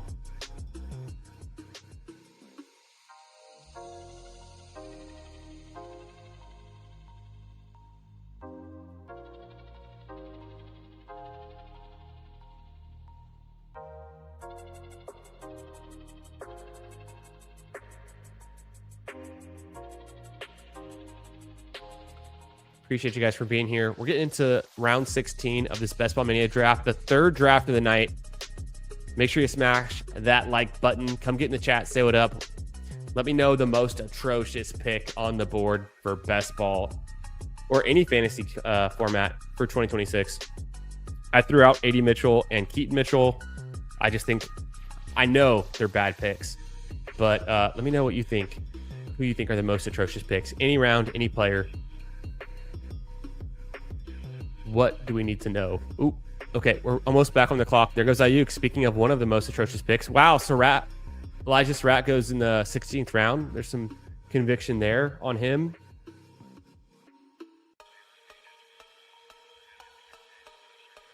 Also, I took Aaron Rodgers because it gives me the ability to pull up Freiermuth like this, who I think is a good pick. I also think Ridley's a good pick.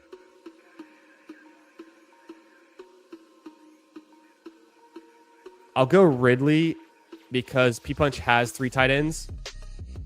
I'll be done at 7 wide receivers. I can take Freiermuth here, and then my last pick's probably going to be a 5th running back, most likely, unless there's just something there that really speaks to me. Tank Dell, Jalen Knoll.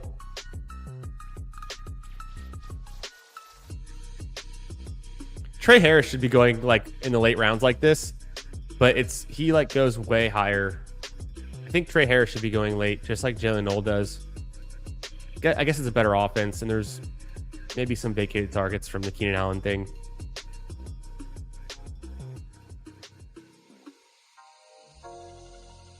Cool. Double stacked Aaron Rodgers, double stacked CJ Stroud, double stacked Patrick Mahomes. Feeling good. Luxury pick in the last round.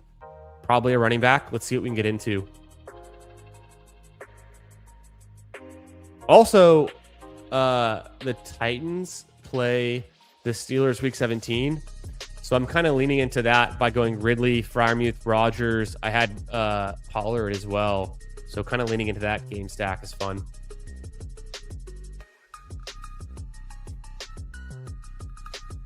JJ McCarthy with 17 and Beck with 2. Yeah.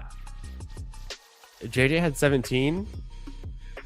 Well, 17 games doesn't mean 17 games started because he only has him for 86 attempts. And then Beck for 2. You're right. I don't know what that would mean.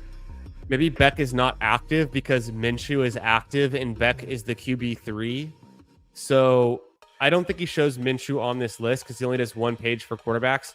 But I would bet it's because Minshew is active in those other 15 games and not Beck.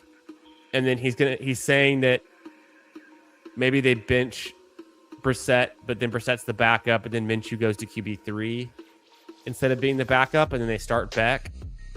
I'd have to ask him. I don't. That's a great question. I didn't really think about that. Amari DiMercado or Brashard Smith business? I'd go with Amari DiMercado over Brashard Smith, personally.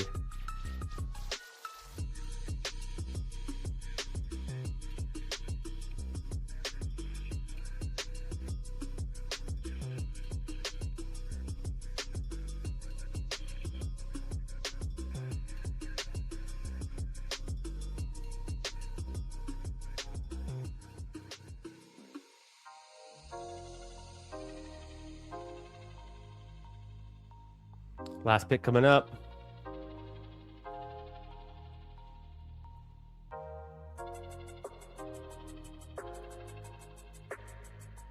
Braylon's good. Justice Hill is good.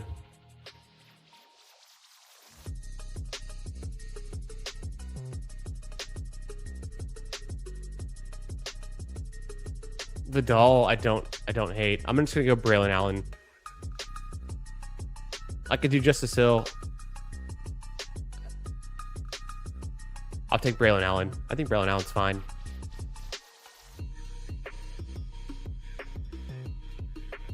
Still the youngest running back in the NFL. I don't really draft Marshawn Lloyd. It would have given me a Green Bay piece, but I'm not going to force that. I would have looked for someone like Blue. He went in the 17th round, right? So I like Braylon Allen in the 18th round. I think he's a good pick. Another 3-5-7-3. What are the odds? Can't help it.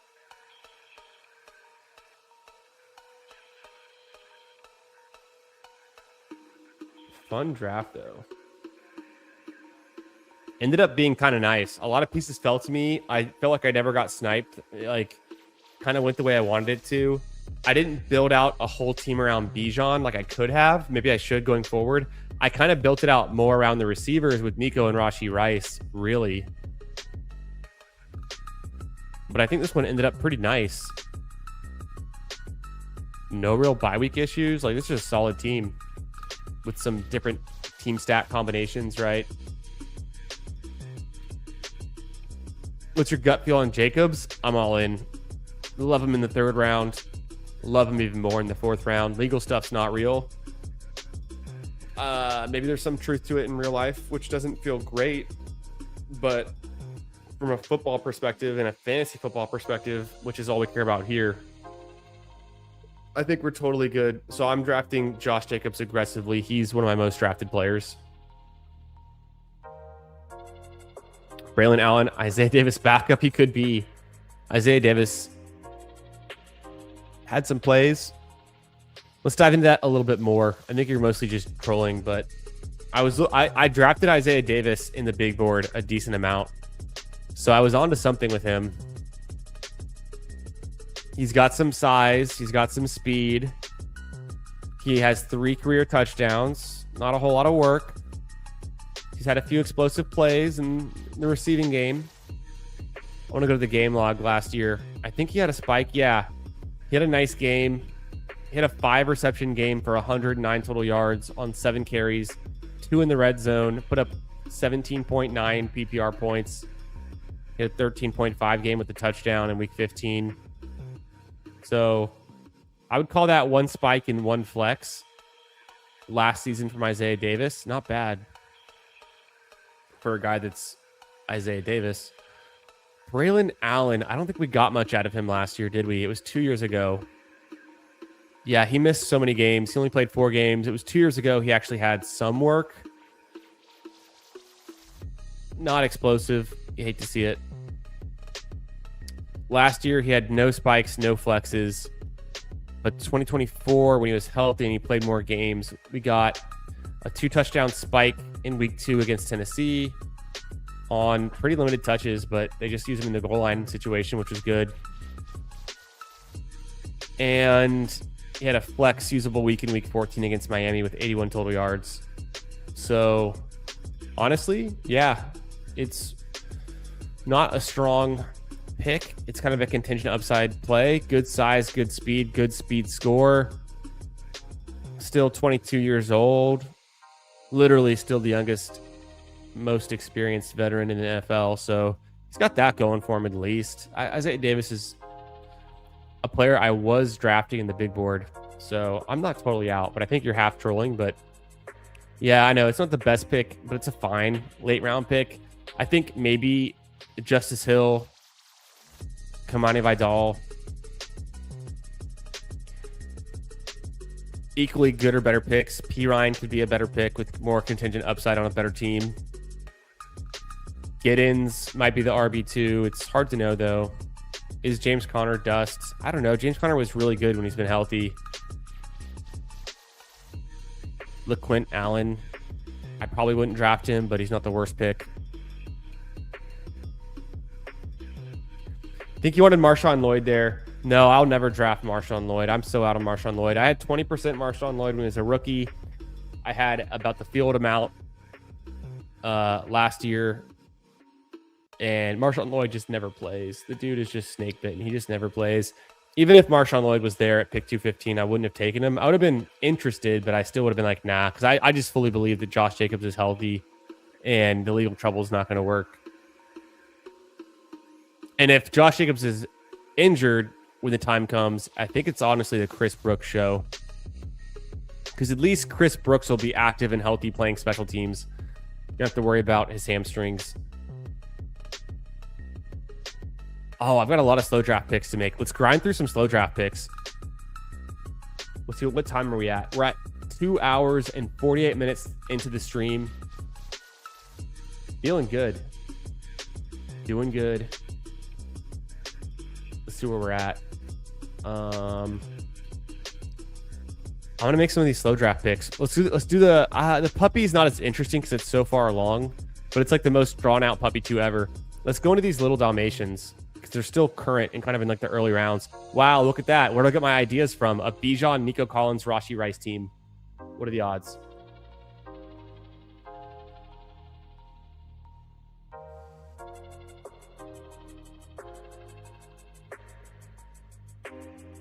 Round 4, it comes back around. I just did this, and we took Waddle on that BBM.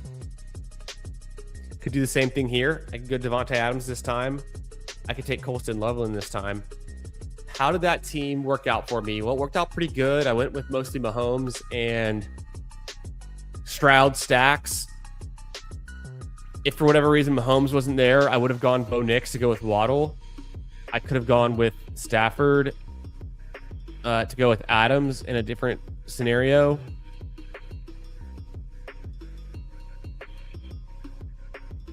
I could have built out the team more around the Falcons with like going for Kyle Pitts in that range where I take Mahomes, in which case if I take Pitts around 98, I'd get Mahomes at 95, so it probably could still work.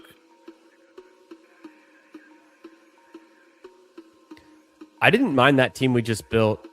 I don't think it was really missing much. I thought the running backs were good enough, and the wide receivers were good enough too. It was pretty balanced, so I don't mind going Jalen Waddle again here. But like, what are the odds? I just drafted this team. I'm doing it again. I guess I'm cool with it. Different tournament. Maybe I can make a different decision around my next pick. You know, whether that would be like going Bucky this time over Swift. Big Texans team take with Montgomery. Travion. Tilling into like the Waddle.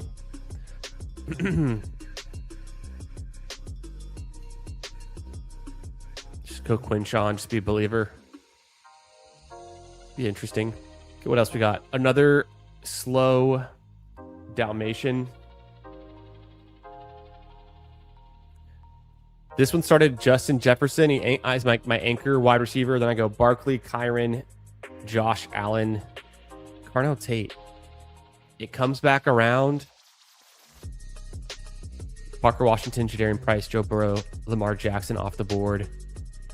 What would I want? What would I want with my 6th round pick? 6 overall. I think Odunze makes a ton of sense here. Look for a year 3 breakout. Good wide receiver. I feel like him or Brian Thomas. I like where Odunze is going. I like the Ben Johnson offense. I like Liam Cohen too, but the Brian Thomas year 2 is pretty concerning.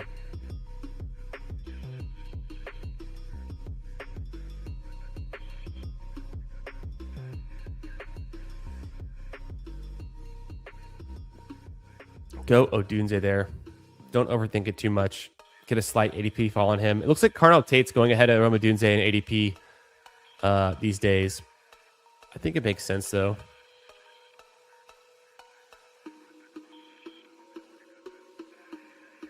This one started off JT Bowers, Rashi Rice, Cam Scattaboo. 5th round pick. Probably looking for a reliable wide receiver. It looks like Devontae Adams is going to be available, so that's like a snap pick for me, and he is. Let's do it.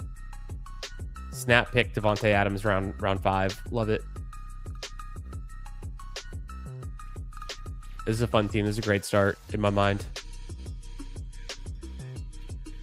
Very balanced, and I get the elite tight end, which usually doesn't, flow so well.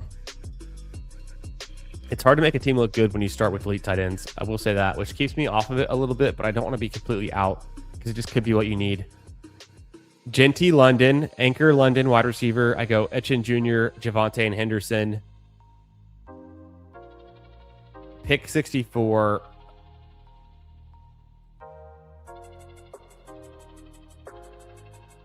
No obvious stacks, like no reason to go with Daniels or Burrow or May. I guess I could take May and bring him up to go with Travion, but the real play here is either to go Marvin Harrison or Parker Washington and just call my shot, just no ball. And I think it's Marvin Harrison for me.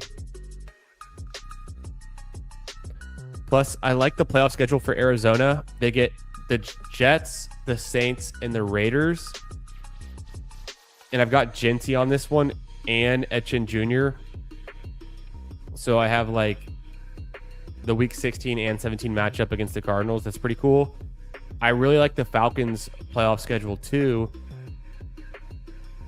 They get the Commanders, the Bucks, and then the Saints. So I get the Saints versus, Drake London week 17. I get them against the Cardinals and Marvin Harrison in week 16. I can fit a Washington piece on this team. Be playing right into it. But yeah, this team's kind of fun. It's going to be pushing wide receiver, but I think we can make up at wide receiver and like do just fine. The running backs seem really strong, obviously. Something I've been doing more of lately at this point in the season. Okay, the last slow draft pick I have to make. It's a puppy from eons ago. This puppy, I can't believe it's still alive. It's a puppy 2. It's been the slowest draft I've been in. It's taking forever. I started off with Lamb. I went Hampton, Etchen Jr., Josh Allen, Odunze Stevenson, Sutton, Dowdle, Kittle, Rashad White, and I finally stacked up with Khalil Shakir. Kincaid had already gone. I'm looking for a wide receiver 5. I'm probably done at running back with those 5. I'm looking for a QB2. Diggs is there. I think I just have to click, and do Diggs there.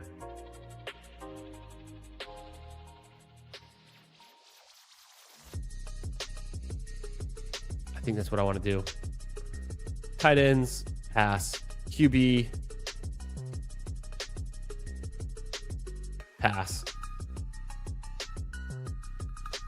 I have Josh Allen.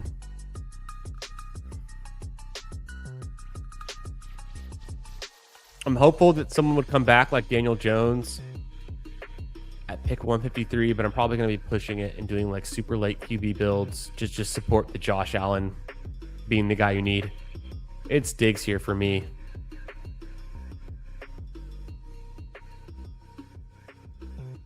Boom. Makes sense. What better way to end it tonight than drafting Stephon Diggs on stream? I'm going to throw it to the Stephon Diggs clip to end this one out, because we all know Stephon Diggs is a great guy. Thanks for being here tonight. Appreciate you guys. Have a great 4th of July weekend. I'll catch y'all in another stream real soon. We'll rip some more drafts on the other side of 4th of July weekend. But have a great weekend. Enjoy it. And I'll see you guys in the Discord and the Twitter and in the chats. Peace out. Diggs. Stephon Diggs. Diggs is the guy. Diggs. 100%.